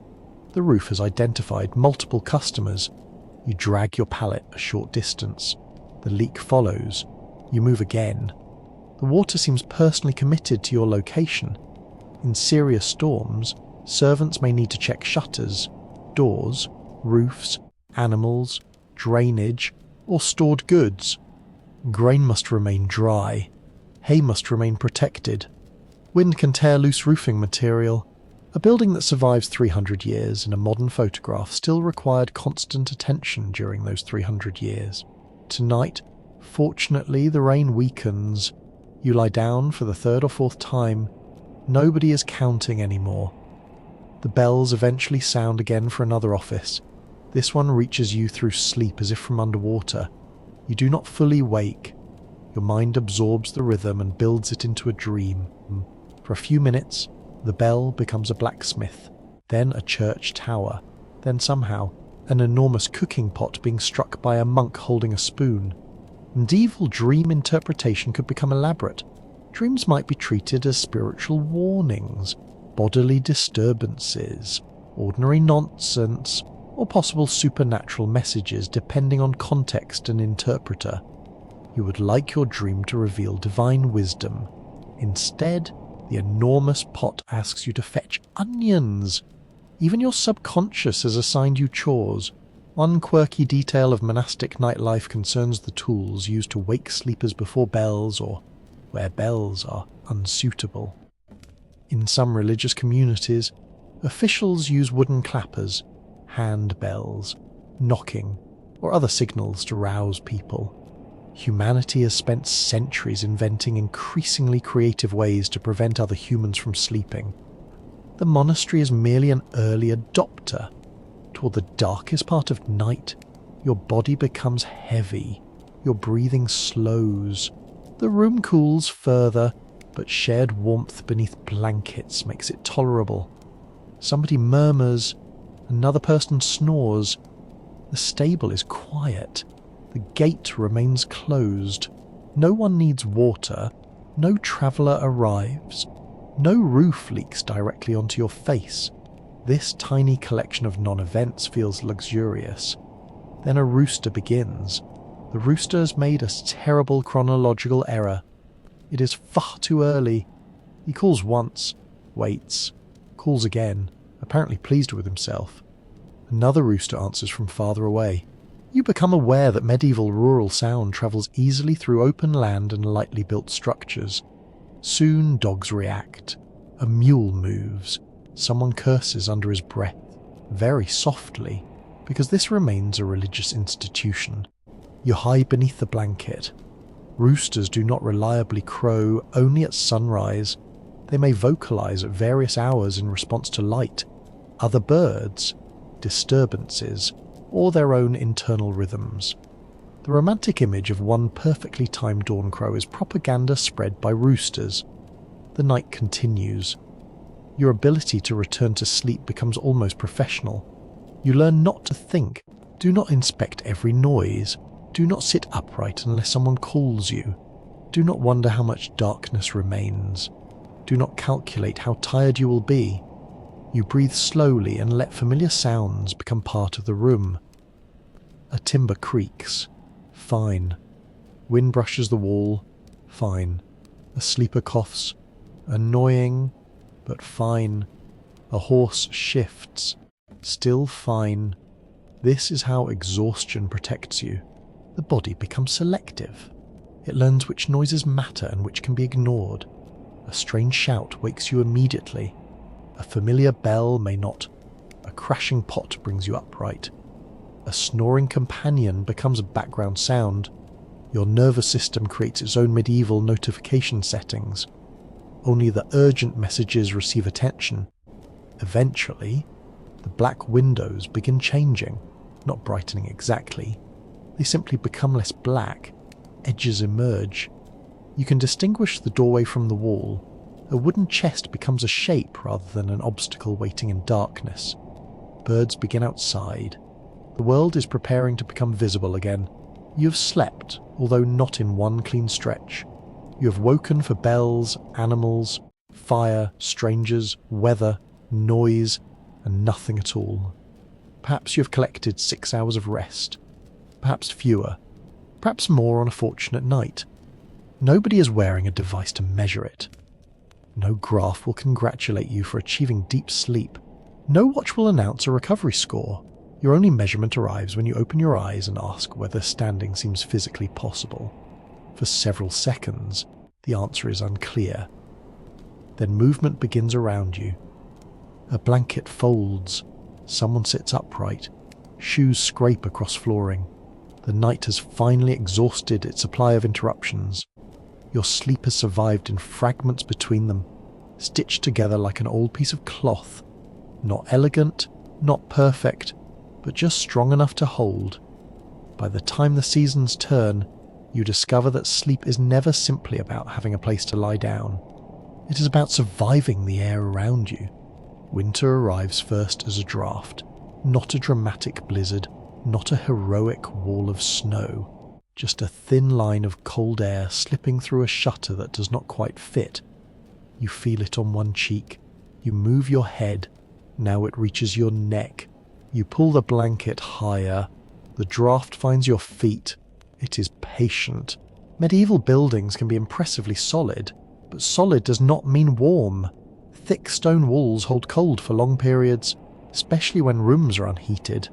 Windows may be shuttered, glazed only in wealthier spaces, or protected with materials such as horn, cloth, or simple coverings depending on the building and period. Service rooms are rarely designed for your comfort. A grand chamber may have a fireplace. A kitchen radiates useful heat. A servant's corner may have a wall. The wall is technically something. You curl tighter. Warmth becomes a resource you collect wherever you can. You sleep near another person. You keep clothing on. You tuck a cloak over your blanket. You stuff spare cloth near gaps where air creeps through. If straw is available, you use more of it beneath you, because insulation from the floor matters almost as much as covering your body. The floor is your quiet enemy. Cold rises in popular imagination, but in practice your warmth is escaping toward colder surfaces around you, and the boards or stone beneath your body feel especially unforgiving. You learn this without knowing any physics. Your back knows. That is sufficient. In deep winter, water left in exposed places may become painfully cold or freeze depending on local climate. Washing becomes more difficult, not because people suddenly stop caring about cleanliness, but because every basin begins resembling a punishment. You dip your hands into cold water. Your fingers ache almost immediately. You wash quickly, very quickly. If heated water is available, it becomes precious. You understand why a warm basin can feel almost luxurious. One mainstream historical reality shaping your nights is that medieval heating is highly uneven. Open hearths, fireplaces, ovens, braziers, and heated rooms exist, but most people do not enjoy modern whole-building heating. Large complexes contain warm zones and cold zones rather than a uniform indoor temperature. You begin organising your life around those zones. Near the bakehouse, your face sweats. In a corridor, your breath appears. Beside a kitchen wall, your hands thaw. In a sleeping loft, your toes immediately file a complaint. This produces one of the strangest parts of winter sleep. You can be too cold and too smoky at the same time. A nearby fire improves warmth, but worsens air. Smoke escapes through vents, chimneys where available, roof openings, and whatever path the architecture allows. Drafts that remove smoke also remove heat. Close the room too tightly, and the air becomes unpleasant. Open it too much, and winter walks directly inside. There is no thermostat. There is only negotiation. Someone opens a shutter. Everyone complains. Someone closes it. Everyone complains differently. Human climate control has already reached maturity. You breathe beneath your blanket for warmth. Within a minute, the air becomes damp and stale. You uncover your face. Cold. Cover. Stale. Uncover. Cold. You begin to appreciate why monks spend so much time discussing discipline. Summer solves none of this.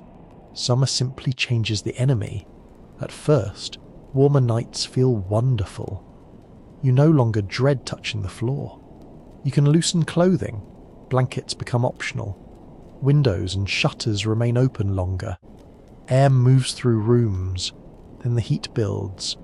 Bodies that provided useful warmth in January become radiators in July.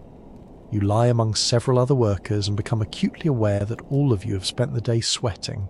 There is no polite way to describe the result. The room smells alive. Sweat is only the beginning. Wool clothing holds body odour. Leather shoes dry nearby. Straw bedding absorbs moisture. Cooking smells drift from service spaces. Animals contribute enthusiastically.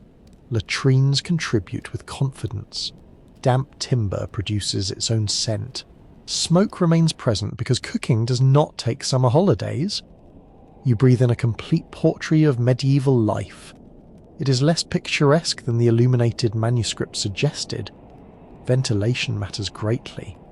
You want moving air. but open windows and doors invite insects. Flies enter, moths appear. Mosquitoes exist in many environments. Beetles investigate. Tiny creatures seem to interpret every opening as a written invitation. You lie uncovered because the room is hot. This allows insects excellent access. You cover yourself. Now you are hot again. Summer sleep becomes a negotiation between suffocation and being eaten. The mosquito wins surprisingly often. One buzzes near your ear as you wave it away. Silence. You begin drifting. Buzz. Your hand moves again. Silence. Buzz. At some point, you're no longer trying to sleep. You're engaged in a personal feud with an animal weighing less than a grain of barley. The mosquito remains calm. You're losing. Seasonal smells outside also change. Dung heaps become stronger in heat. Drainage channels smell more obvious. Fish ponds warm. Food spoils faster. Dead vegetation. Muddy yards. And animal enclosures produce layers of odour. Waste management therefore matters enormously. Monasteries can possess sophisticated drainage systems, especially wealthy houses built near reliable water sources. Some arrange channels to carry waste away from kitchens and latrines. Others depend more heavily on pits, gutters, manual cleaning, and favourable geography. Running water is not only pleasant, it is status. It is labour saved. It is odour moved somewhere else. The important phrase there is somewhere else. You may be sleeping near that somewhere. Wind direction suddenly becomes a matter of theology. A bad breeze carries the latrine directly toward your sleeping area. You close the shutter. Now the room heats up. You reopen it. The smell returns. You close it. Heat. Open it. Smell. You decide medieval architecture has created a philosophical problem with no correct answer. Historians still argue whether many surviving monastic sanitation systems represent everyday standards within substantial religious houses or unusually advanced examples that should not be generalized across medieval communities. You do not need the debate settled tonight. You need the wind to change. Rain brings another seasonal problem. In spring and autumn, dampness invades everything. Walls sweat. Wood swells. Straw absorbs moisture. Clothes dry slowly. Shoes remain wet. A blanket that feels merely cool at sunset becomes clammy by midnight. You lift it. The fabric carries that familiar cold dampness. It smells faintly sour. You spread it whenever weather allows, but several rainy days in succession defeat even determined housekeeping. Mildew becomes a constant threat to stored cloth, leather, grain, and wood. Ventilation helps again. So does sunlight. A dry afternoon becomes an opportunity. Blankets come outside, clothing hangs over rails, mattresses are opened, shoes are placed where warmth can reach them. The courtyard begins resembling a household that has exploded. Every useful textile is suddenly visible. For a few hours, the air improves. Sunlight warms wool. Wind carries away moisture. Fresh straw replaces flattened filling. You return to bed that night and notice the difference immediately. The mattress smells dry. The blanket feels lighter. For one evening, this is luxury. Season also changes your sleeping position. In winter, you fold inward. In summer, you stretch away from everyone else.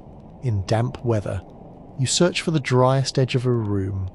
During storms, you avoid roof leaks. When insects are heavy, you cover exposed skin. When smoke thickens, you seek airflow. Your body becomes an expert in architecture without ever drawing a plan. You know which corner stays warm longest, which board creaks, which shutter leaks, which wall sweats after heavy rain, which loft becomes unbearable in July, which stable corner is surprisingly comfortable in January. I mean, you know all of this because discomfort is an excellent teacher. A particularly quirky solution appears in the use of herbs. Aromatic plants such as lavender, rosemary, mint, rue, tansy, or other strongly scented herbs may be scattered, hung, stored with cloth, or used in domestic environments for fragrance and traditional pest control, though specific practices vary widely by region and period. You crush leaves between your fingers. The scent is sharp and clean. For a little while, it masks the room. Perhaps it discourages certain insects. Perhaps it mostly discourages you from noticing everything else. Either way, you approve. Rushes spread across floors can also be refreshed. Fresh rushes improve the appearance and smell of a room, while old ones collect dirt and debris. Replacing them produces a temporary transformation. The floor smells green. Then people walk over it. Progress is brief. Aromatic herbs sometimes mix with rushes in wealthier spaces. You imagine sleeping in a chamber scented with lavender. Instead, someone places a handful of herbs near your palate. You decide to be grateful. The herbs are doing their best. Summer also increases nighttime activity. People remain awake longer when light lasts. Work may stretch into the evening. Animals stay restless. Travel becomes easier on dry roads. Guests arrive later. Your body enters bed warmer and more alert than during winter darkness. Then the room slowly fills with heat. You hear people shifting.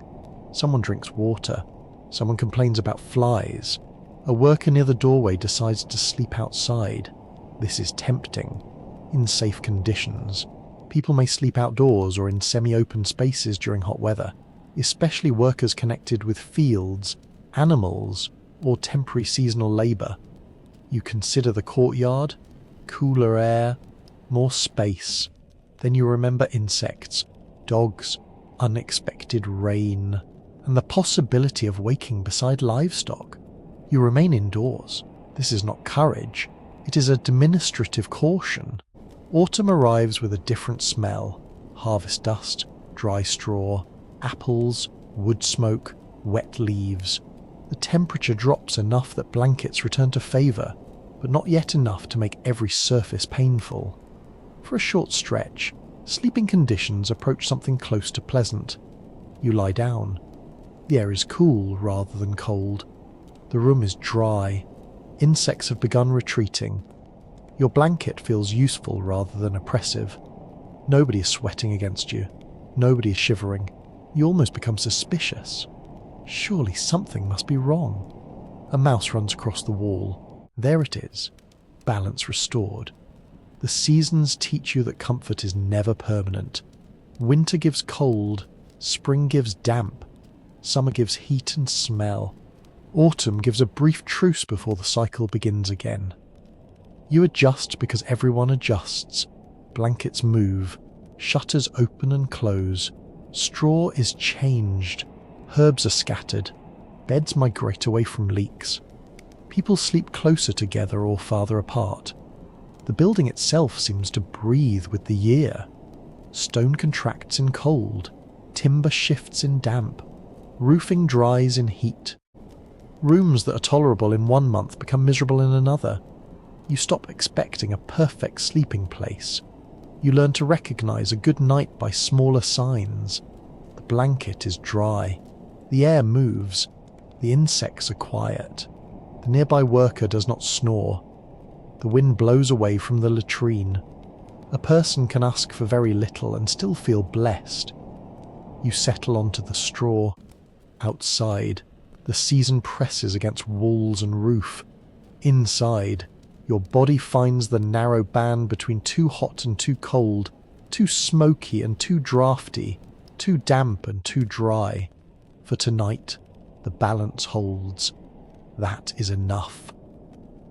Night inside a monastery is not simply darkness with fewer chores, it is regulated darkness.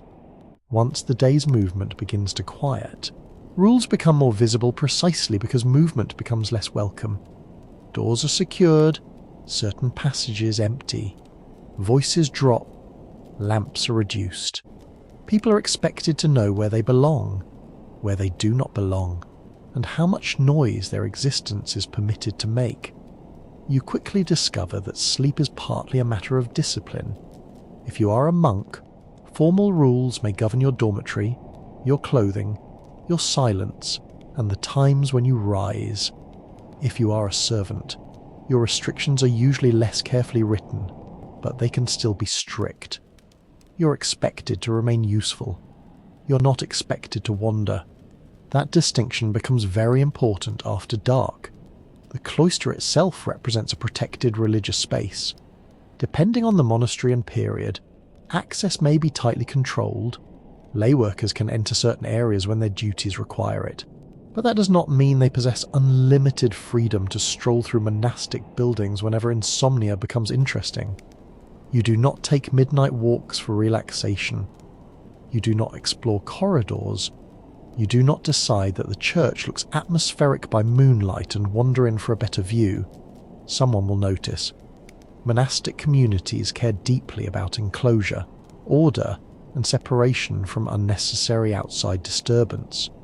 The exact degree varies between religious orders and individual houses, but controlled access is a mainstream feature of medieval monastic organisation. Gates therefore matter at night. Once closed, they create a boundary. A gatekeeper or porter may still admit legitimate travellers, messengers, or officials, but an ordinary worker cannot simply disappear into the village and return whenever he feels like it. Curfews in medieval communities do not always look like modern curfews announced at a fixed clock time.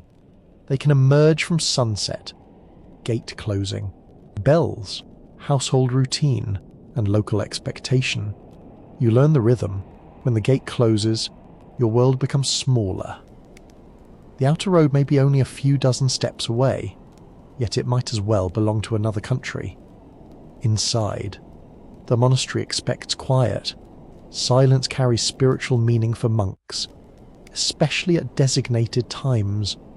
Rules often discourage unnecessary conversation during the night and around sleeping spaces.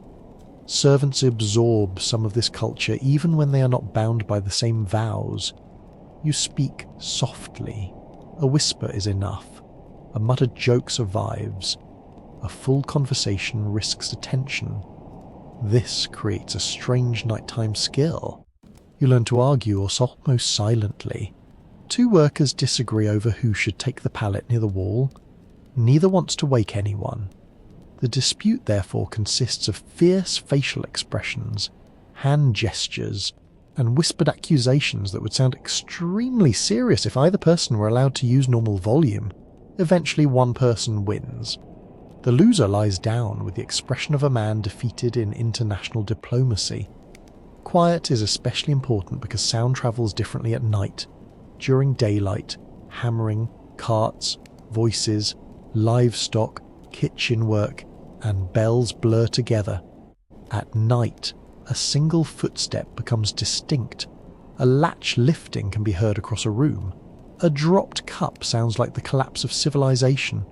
You become careful. Shoes are placed rather than thrown. Doors are guided shut. Wooden objects are set down gently. Even coughing may be smothered into cloth. The rules surrounding sleeping arrangements can also reflect concerns about morality. Religious authorities frequently worry about sexual behaviour, temptation, privacy, and reputation. Men and women working around monasteries may therefore be housed separately where practical, especially if they are unrelated. This does not mean medieval institutions achieve perfect separation. Practical life interferes constantly. Guest houses contain families and attendants. Hospitals receive people of different sexes. Workers come and go. Villagers arrive for business. Women perform essential services in many religious communities. The more complicated the monastery's economy becomes, the more complicated separation becomes. Still, respectable arrangements matter. A woman employed in laundry work may sleep in a separate service building, a nearby household, or outside the central enclosure rather than among male workers. Married servants may live with families in houses connected to the monastery's estates. Unmarried workers might share quarters according to sex, occupation, or simple availability. Status changes the rule again. A trusted senior servant may possess a small chamber. A temporary labourer receives whatever sleeping arrangement is convenient. An important guest's attendants may remain together in guest accommodation. Nobody produces a universal chart. You simply know which door is yours. Modesty matters even in communal sleeping. You may keep clothing on partly for warmth, but also because undressing completely in a shared room is not always desirable. Religious rules for monks can be especially explicit about sleeping clothed and maintaining orderly arrangements. The rule of Saint Benedict, for example, instructs monks to sleep clothed and ready to rise promptly. That does not automatically dictate the behaviour of every servant, but the atmosphere of regulated modesty spreads outward. You loosen what needs loosening. You remove shoes. You arrange clothing.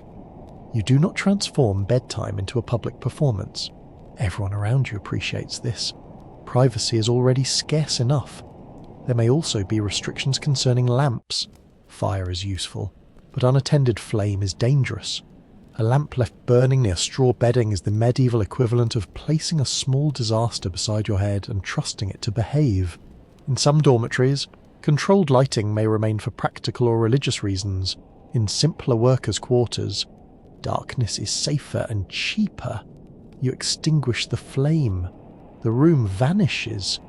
Now the rules become even easier to follow because you cannot see enough to break them creatively. Night watch duties complicate everything. Someone may need to patrol gates, check fires, watch valuable stores, or respond to disturbances. A large monastery can possess enough property to make theft a serious concern. Grain stores tempt thieves. Livestock can be stolen. Tools and metal are valuable. Wine, ale, food, cloth, and cash all attract interest. Not every monastery has a dramatic armed guard pacing battlements like a castle in a film. Security is usually more practical. Doors, locks, watchmen, dogs, known routines, trusted personnel. The knowledge that everyone in the surrounding village will recognise you if you attempt to steal an ox also helps. An ox is not discreet property. You cannot put it under your tunic. If you are assigned nighttime watch, sleep becomes something you receive around duty. You walk slowly with a lantern. Cold air clears the last softness from your head. You check a storehouse door. Locked. You pass the stable. Quiet. You reach the gate. Closed. A dog follows you for several steps, hoping that security work involves snacks. It does not. The dog loses interest immediately. One quirky feature of medieval nighttime regulation comes from the curfew itself. The word develops from an old French expression connected with covering the fire. In towns, a curfew bell could signal that household fires should be covered or controlled for the night, reducing the risk of destructive fires among tightly packed buildings. The idea is wonderfully practical. Modern curfew suggests teenagers being told to come home. Medieval curfew can suggest everyone being told to please stop burning down the neighbourhood. Fire discipline is serious because monasteries know the consequences of accidents. Large religious houses suffer fires repeatedly across the Middle Ages. Roofs burn, libraries burn, dormitories burn, workshops burn. Entire complexes may require rebuilding. You therefore treat sparks with respect. A candle is extinguished carefully. Hearth embers are contained. Loose fuel is moved. Doors around risky areas may be checked. Historians still argue whether written monastic regulations reflect strict everyday enforcement, or whether local communities often adapted rules more flexibly than surviving texts suggest. Your experience makes flexibility easy to imagine. Rules say silence. Then a horse becomes sick. Rules say remain in quarters. Then a messenger pounds at the gate. Rules say extinguish unnecessary lights. Then someone needs to find medicine. Rules prefer orderly separation. Then a roof leaks and 6 workers must move their bedding into the only dry room. Life keeps negotiating with regulation. The monastery survives by allowing rules to bend without allowing them to disappear. Discipline also reaches workers through punishment. A servant who repeatedly ignores instructions might lose wages, food allowances, employment, or privileges depending on his status. A tenant who fails obligations faces another set of consequences. A religious brother can be disciplined through internal monastic procedures. You're unlikely to receive exactly the same punishment as a monk because you do not occupy the same legal or religious position. But everyone understands hierarchy, superiors give instructions, workers obey, at least publicly. Privately, the complaints are magnificent. You hear one in a whisper. A worker has been told not to use a particular door at night.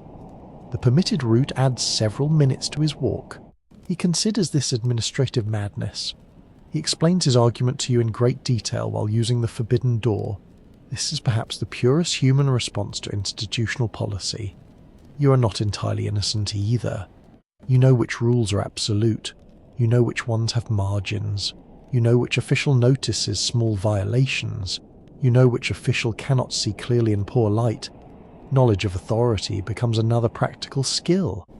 There are also social rules nobody writes down. Do not wake everyone unnecessarily. Do not steal another person's blanket. Do not place wet shoes beside someone else's head. Do not occupy a better pallet if the usual occupant is returning shortly. Do not snore deliberately.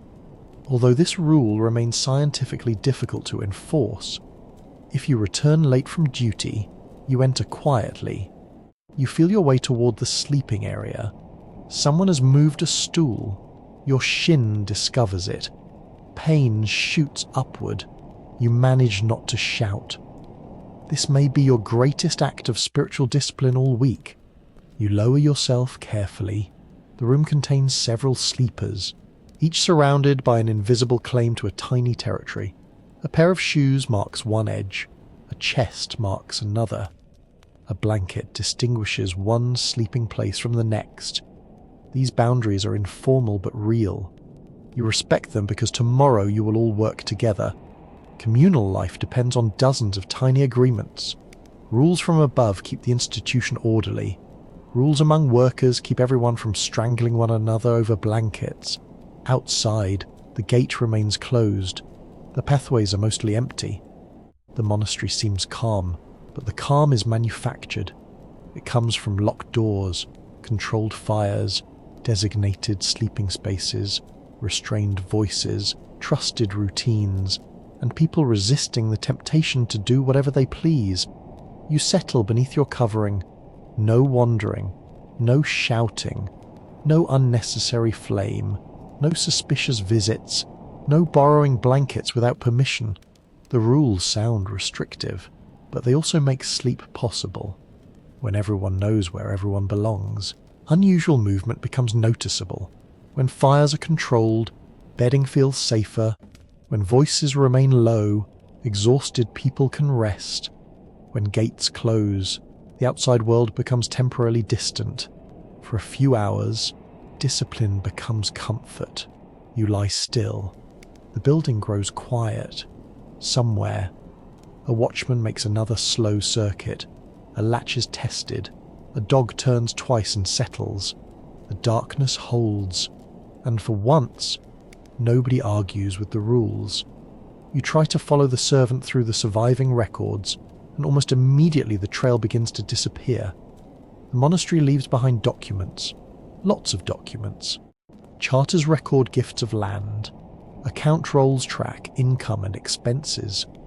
Rules explain how religious communities should behave. Chronicles preserve disasters, abbots, royal visits, disputes, miracles, and building projects. Legal records survive arguments over property. Inventories list valuable possessions with the seriousness normally reserved for sacred mysteries. Then you go looking for the person who slept beside the kitchen. Silence. You look for the stable boy with the repaired shoes. Silence. You look for the woman who washed linen, the labourer hired for harvest, the porter who opened the gate during rain, or the elderly servant who had spent 30 years moving goods through the same courtyard. Perhaps you find a name, perhaps only a payment, perhaps nothing at all. This is one of the central problems in reconstructing ordinary medieval life. The people who produce the most physical labour often produce the least written evidence about themselves. You enter an imagined archive. A clerk has prepared a roll of expenses.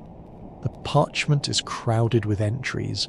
Wax purchased, timber purchased, salt purchased, repairs to a mill, payment to a mason, shoes for servants, food for guests, a horse sold, a roof repaired. There, suddenly is a worker, not a biography. Just a few words. Someone receives several pennies for digging. You stare at the line. That tiny entry may represent a person whose back hurts at sunset, whose children wait in a village house, who dislikes turnips, who laughs loudly, who has a scar across one thumb, and who once falls asleep during supper because the harvest has exhausted him. The record tells you none of this. It tells you what he costs. Administrative documents care about people when people affect administration. This is both frustrating and useful. A payment reveals that a task exists. Repeated payments reveal patterns. Food allowances reveal provisioning. Cloth purchases reveal uniforms or basic support. Bed purchases reveal accommodation. Repairs reveal which buildings require attention. When hundreds of small entries are assembled, an almost invisible working population begins to take shape. The picture remains incomplete. You become a detective whose suspects have been dead for 7 centuries and whose witnesses mostly cared about grain prices. A mainstream historical fact helps explain why monasteries produce such rich records in the first place. Major religious houses are often sophisticated institutional landowners, and managing property across multiple estates requires accounting, legal documentation, inventories, correspondence, and record keeping. Some houses preserve remarkable administrative archives. The irony is almost perfect. The monastery may know exactly how many bushels of grain arrive from an estate while failing to tell you whether the man unloading them sleeps in a loft or beside the storehouse. Objects often survive more clearly than experiences. An inventory might list beds. You become excited. Perhaps this will solve everything. 1 bedstead, 2 mattresses, 4 blankets, 3 sheets, a bolster. Excellent. Now who uses them? The document stares back at you. Apparently this information is none of your business. A bed listed in a guest house may serve many people across years. A blanket issued to a servant may be shared. Bedding might move between buildings. Old items may be reassigned to lower status users without anyone bothering to record the transfer. The farther down the hierarchy you travel, the more flexible objects become. A fine blanket has an identity. A poor blanket has a career. It moves from chamber to servant room, from servant room to workshop, from workshop to animal covering, and perhaps finally into strips used for cleaning. Only the first part interests the inventory. Archaeology gives you another route. You leave the archive and step into ruins. Stone foundations reveal vanished rooms. Post holes mark timber structures. Drainage channels show where water once flowed.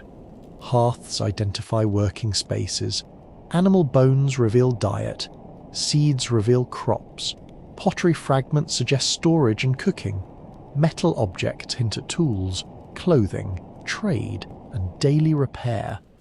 You begin seeing the monastery from ground level. A grand church dominates the site, but smaller structures spread around it. Some belong to storage, some to craft work, some to livestock, some to kitchens. Some are difficult to identify because buildings change purpose across generations. A structure begins as a storehouse. Later it becomes accommodation. Later still it becomes a workshop. Then someone dismantles half of it and uses the stones elsewhere. Future archaeologists arrive and politely argue for 40 years. Historians still argue whether many spaces identified as servants' quarters were actually permanent sleeping areas or multi-purpose service rooms that only occasionally housed workers. This uncertainty matters. Medieval people do not necessarily divide domestic space according to modern assumptions. You expect a bedroom to be a bedroom. They may expect a useful room to be whatever tonight requires. That flexibility leaves fewer obvious traces. A hearth does not tell you whether somebody sleeps beside it. A floor does not preserve the outline of an exhausted body. A nail does not announce that it once held a servant's cloak. Even graffiti can be ambiguous. Scratched symbols appear on walls, doorways, pottery, and wooden surfaces.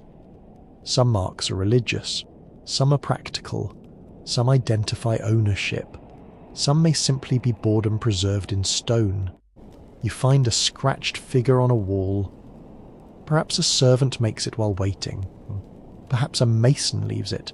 Perhaps a pilgrim does. Perhaps a child discovers that sharp metal and soft plaster create entertainment. You cannot ask. The silence becomes strangely personal. Written rules create another problem. A monastic rule may describe how life ought to function. That does not mean everybody behaves exactly that way. Regulations exist partly because people violate them. If a document repeatedly tells workers not to enter a certain place at night, you can reasonably suspect somebody keeps entering that place at night. The prohibition becomes evidence of behaviour. You begin reading rules backwards. Do not sleep in this building. Interesting. Do not keep animals near this door. Apparently someone does. Do not bring food into the dormitory. Someone definitely brings food into the dormitory. Medieval regulation has the accidental quality of a very long complaint. This produces some of the most entertaining glimpses of ordinary behaviour. A visitation record might complain that servants are noisy. An official might criticise disorder in a guest house. Accounts may record replacement locks after theft. A disciplinary text might mention unauthorised drinking. Suddenly the quiet servant population becomes human again. Someone talks too loudly. Someone loses a key. Someone drinks more ale than intended. Someone takes food where food is forbidden. Someone has invented the timeless defence that he did not know the rule applied to him. You almost feel at home. Quirky evidence sometimes survives in the margins. Medieval manuscripts and account books can contain doodles, pen trials, humorous sketches, little animals, pointing hands, or faces drawn by bored scribes. Not every doodle relates to servants, of course, but it reminds you that the people creating official records are also human beings sitting through long hours of repetitive work. A clerk drawing a strange little face beside a financial entry may be experiencing the administrative equivalent of your own exhaustion. The difference is that his boredom survives. Yours usually does not. Court records occasionally reveal more. A servant might appear because of theft, assault, unpaid wages, broken agreements, damaged property, or disputes over employment. These sources are biased toward trouble. Happy workers rarely appear in court because everything has gone smoothly. A legal record therefore risks making medieval life look like one continuous argument. You must remember that silence can mean ordinary functioning. Nobody writes a legal complaint stating that Thomas arrived on time, completed his work, ate supper, and caused no difficulty whatsoever. Thomas disappears from history precisely because he behaves himself. Poor Thomas. Centuries of responsibility rewarded with invisibility. Estate documents can preserve names more reliably when workers receive regular wages. You notice the same individuals recurring. A cook appears year after year. A shepherd receives clothing. A porter receives shoes. A carpenter is paid for repairs across several seasons. Repeated entries suggest continuity. These people are not temporary shadows. They belong to the institutional world. They know its habits. They know which official is generous. They know where tools are stored. They know which wall leaks. They know how much bread disappears during feast days. Knowledge accumulates inside workers even when documents never record it. Oral memory becomes part of infrastructure. A new servant asks where a spare rope is kept. You tell him.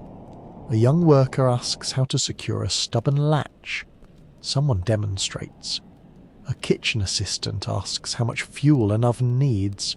The baker answers without measuring. None of this enters an archive. Yet without it, the institution becomes clumsy. You start noticing how much historical knowledge depends on things nobody considered worth writing down. How long does a servant sleep? Which blanket does he use? Does he share a bed? How often is straw replaced? How much noise wakes him? Where does a seasonal worker sleep during harvest? How cold is the loft in January? The answers vary, and the sources rarely provide neat averages. Modern curiosity asks precise questions. Medieval evidence replies with a receipt for 6 hens. You work with what survives. Building accounts tell you when servant chambers are repaired. Household regulations hint at sleeping arrangements. Inventories reveal bedding. Wage lists identify occupations. Archaeology suggests room use. Court cases expose conflict. Letters occasionally provide personal detail. Literary works preserve attitudes about servants, though fiction must be treated carefully. Images show clothing, tools, furniture, and social hierarchy. Though artists simplify and symbolize, each source contributes a small piece. No piece is enough alone. You assemble them slowly. This also forces caution around the famous claim that servants routinely work 18-hour days. Some days may indeed stretch from before dawn deep into night, particularly during harvest. Major hospitality demands, travel, emergencies, or jobs tied to animals and fires, but a single neat number can be misleading. Work intensity changes across seasons. Tasks include pauses. Some workers have specialised schedules. Others experience bursts of extreme labour followed by quieter periods. The surviving evidence rarely gives you a daily timesheet beginning at 4 in the morning and ending at 10 at night, so you resist turning every medieval servant into the same exhausted figure. A porter sleeps differently from a shepherd. A cook experiences different interruptions from a field hand. A permanent servant differs from a hired mason. A young helper differs from an elderly retainer. One monastery differs from another. History becomes less tidy. It also becomes more believable. You return to the accounts. One more line catches your attention. A payment for repairing bedding, nothing more. Somebody notices the old material has failed. Somebody purchases cloth. Somebody stitches it. Somebody returns the repaired item to use. Perhaps that is as close as you ever come to the sleeper. Not his face, not his dreams. Just evidence that his bedding wears out. Oddly, that feels intimate. Things wear because people use them. Floors polish beneath repeated feet. Steps dip in the centre. Doorways gather scratches. Tools develop smooth handles and mattresses flatten, blankets fray. These physical changes preserve repetition. The servant may vanish from the written record, but his body changes the world around him. You place a hand against a worn stone threshold. Thousands of feet cross here. Monks, guests, messengers, workers, children, officials, servants carrying things nobody records. The stone remembers weight without remembering names. That may be the closest you get. Not a complete biography, not a perfect schedule, just fragments. A wage, a shoe, a broken lock, a repaired blanket, a scratched wall, a worn stair, a regulation somebody clearly ignores. From these pieces, the sleeping servant gradually returns. Not fully, never fully, but enough to imagine a tired person lowering himself onto imperfect bedding, while the official records remain silent beside him. The final useful light is gone, and your body has reached the point where every object seems heavier than it did an hour ago. A wooden cup feels heavy. A wool cloak feels heavy. Your own arms feel like somebody has filled them with wet sand. There is still a small sequence of things you do almost without thinking. You check that the tools you're responsible for are where they belong. You make sure nothing important has been left where damp animals or careless feet can damage it. You take a final drink. You loosen clothing that has rubbed against your skin all day. Then you walk toward the place where you sleep.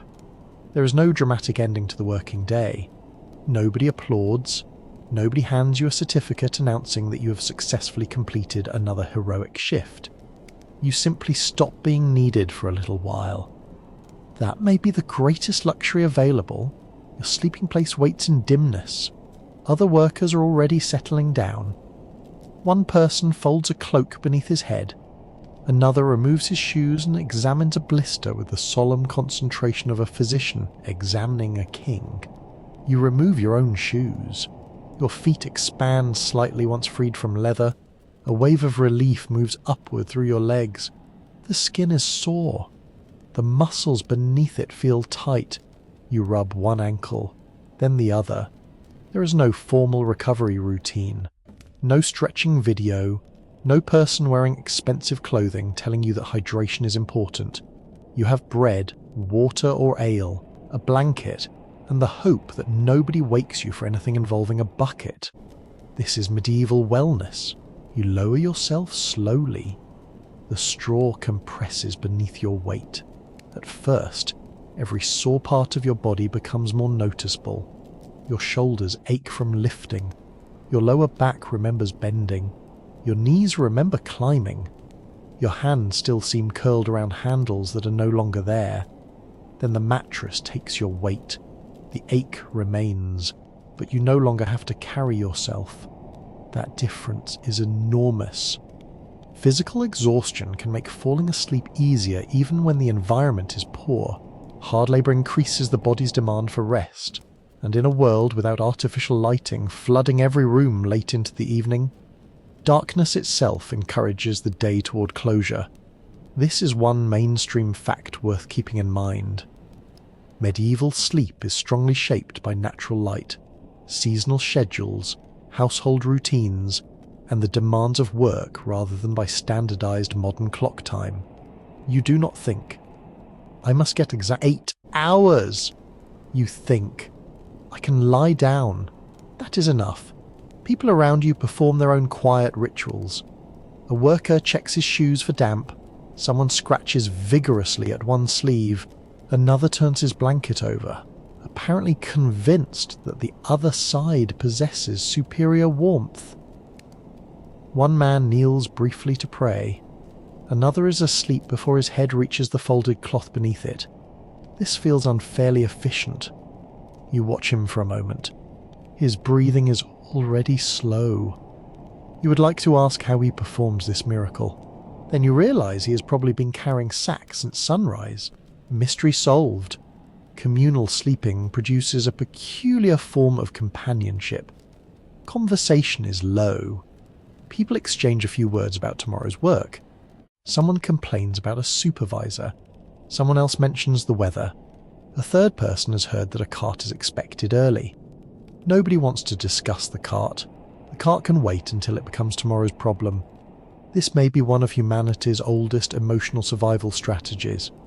If a problem does not currently require lifting, feeding, repairing, or chasing, you permit yourself to ignore it.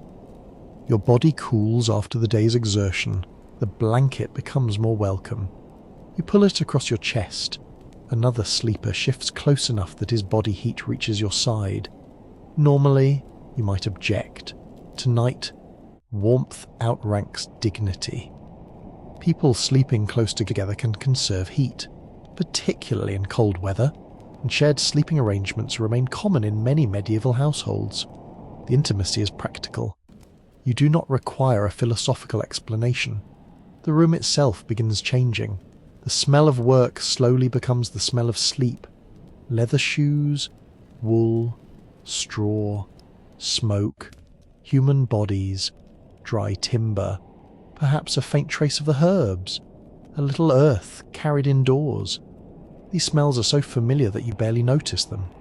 The modern visitor might walk into the room and immediately reconsider every romantic opinion ever formed about the Middle Ages. You simply smell home. Your eyes close.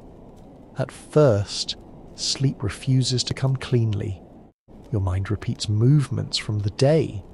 You feel yourself lifting something that is no longer there. You remember a voice calling your name. You think about whether a latch has been secured. Then exhaustion begins dissolving each thought before it finishes. Your mind becomes less organized. A cart becomes a table. A field becomes a corridor. A monk becomes a sheep. The sheep seems qualified for administration. You do not question it. Dreams arrive from familiar materials because familiar materials fill your world. Medieval writers sometimes treat dreams with great seriousness. Religious texts, medical traditions, folklore, and popular belief all provide possible explanations for dreams. Some are divine, some are warnings, some come from illness, some come from food, some are simply strange. A heavy supper can be blamed for disturbing dreams. This creates a useful historical tradition in which bad decisions made by the subconscious can be assigned to digestion. You approve completely if you dream that a giant turnip has become abbot. Blame supper. The night continues around you without your participation. This is the part of sleep that disappears almost completely from historical records. Nobody knows what you dream. Nobody records how many times you turn over. Nobody counts the minutes between closing your eyes and becoming unaware.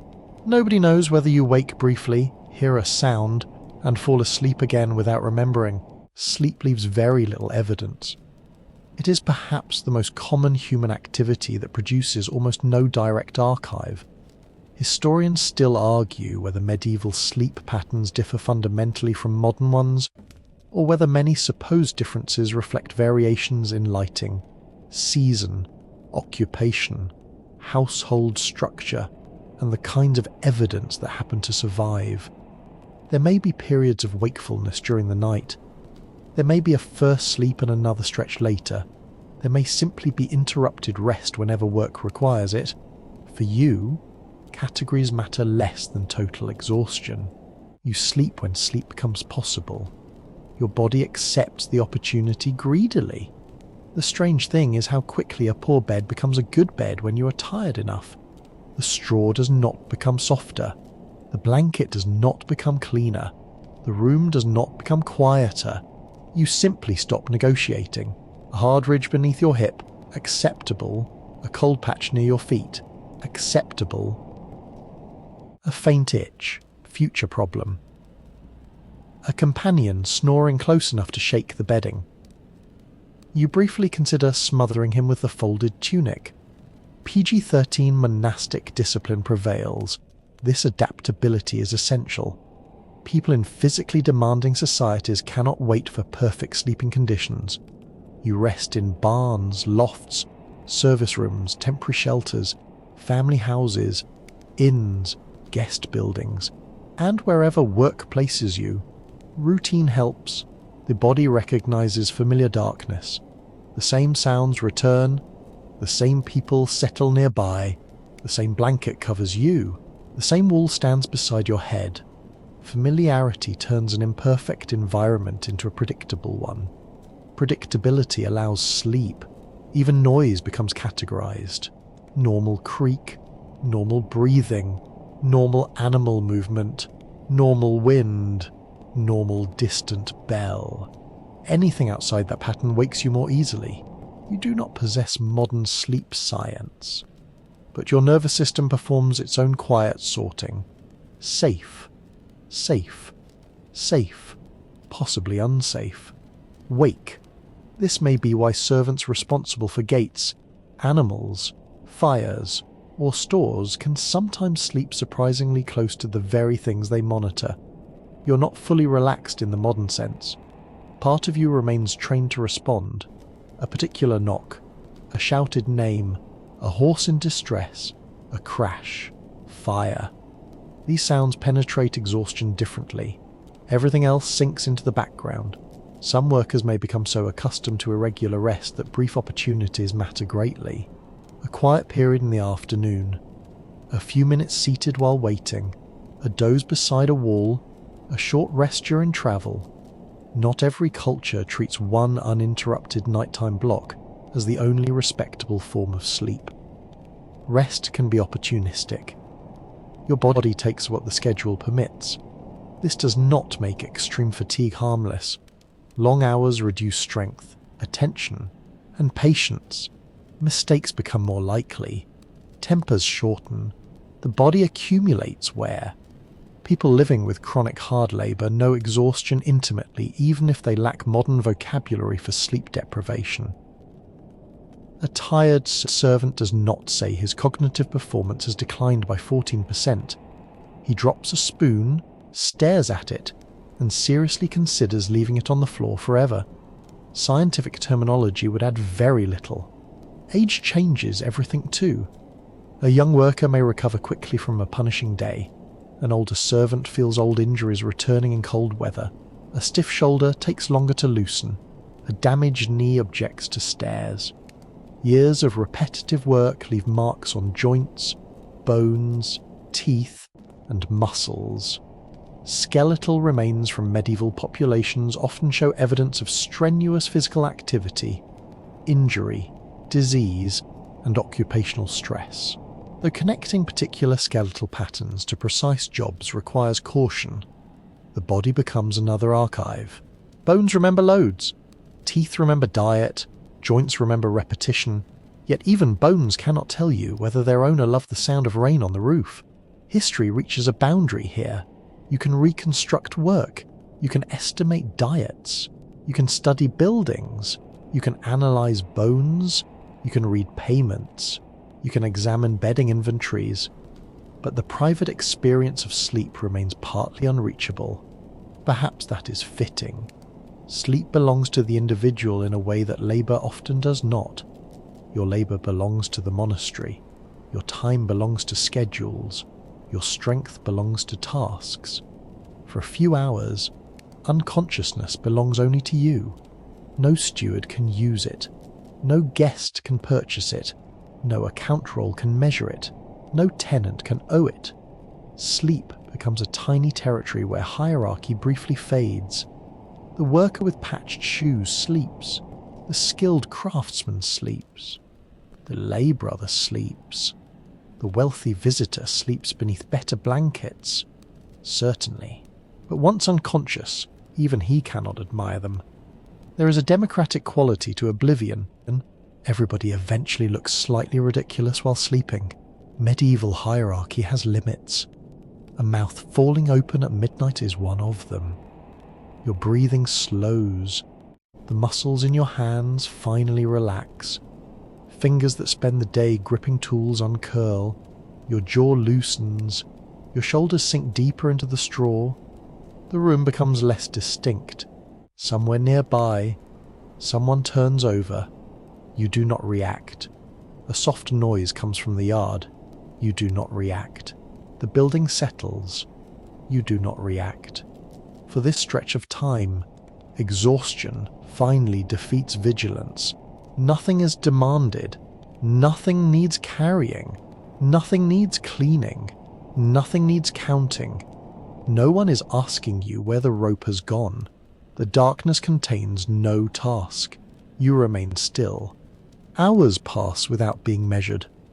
Perhaps the sleep is short by modern standards. Perhaps it is fragmented. Perhaps tonight is merciful and gives you a longer stretch than usual. You cannot know in advance. You simply rest until the world requires you again. The remarkable thing is not that medieval servants possess some secret technique for surviving brutal days. There is no secret technique. There is routine. There is adaptation. There is communal warmth. There is fatigue.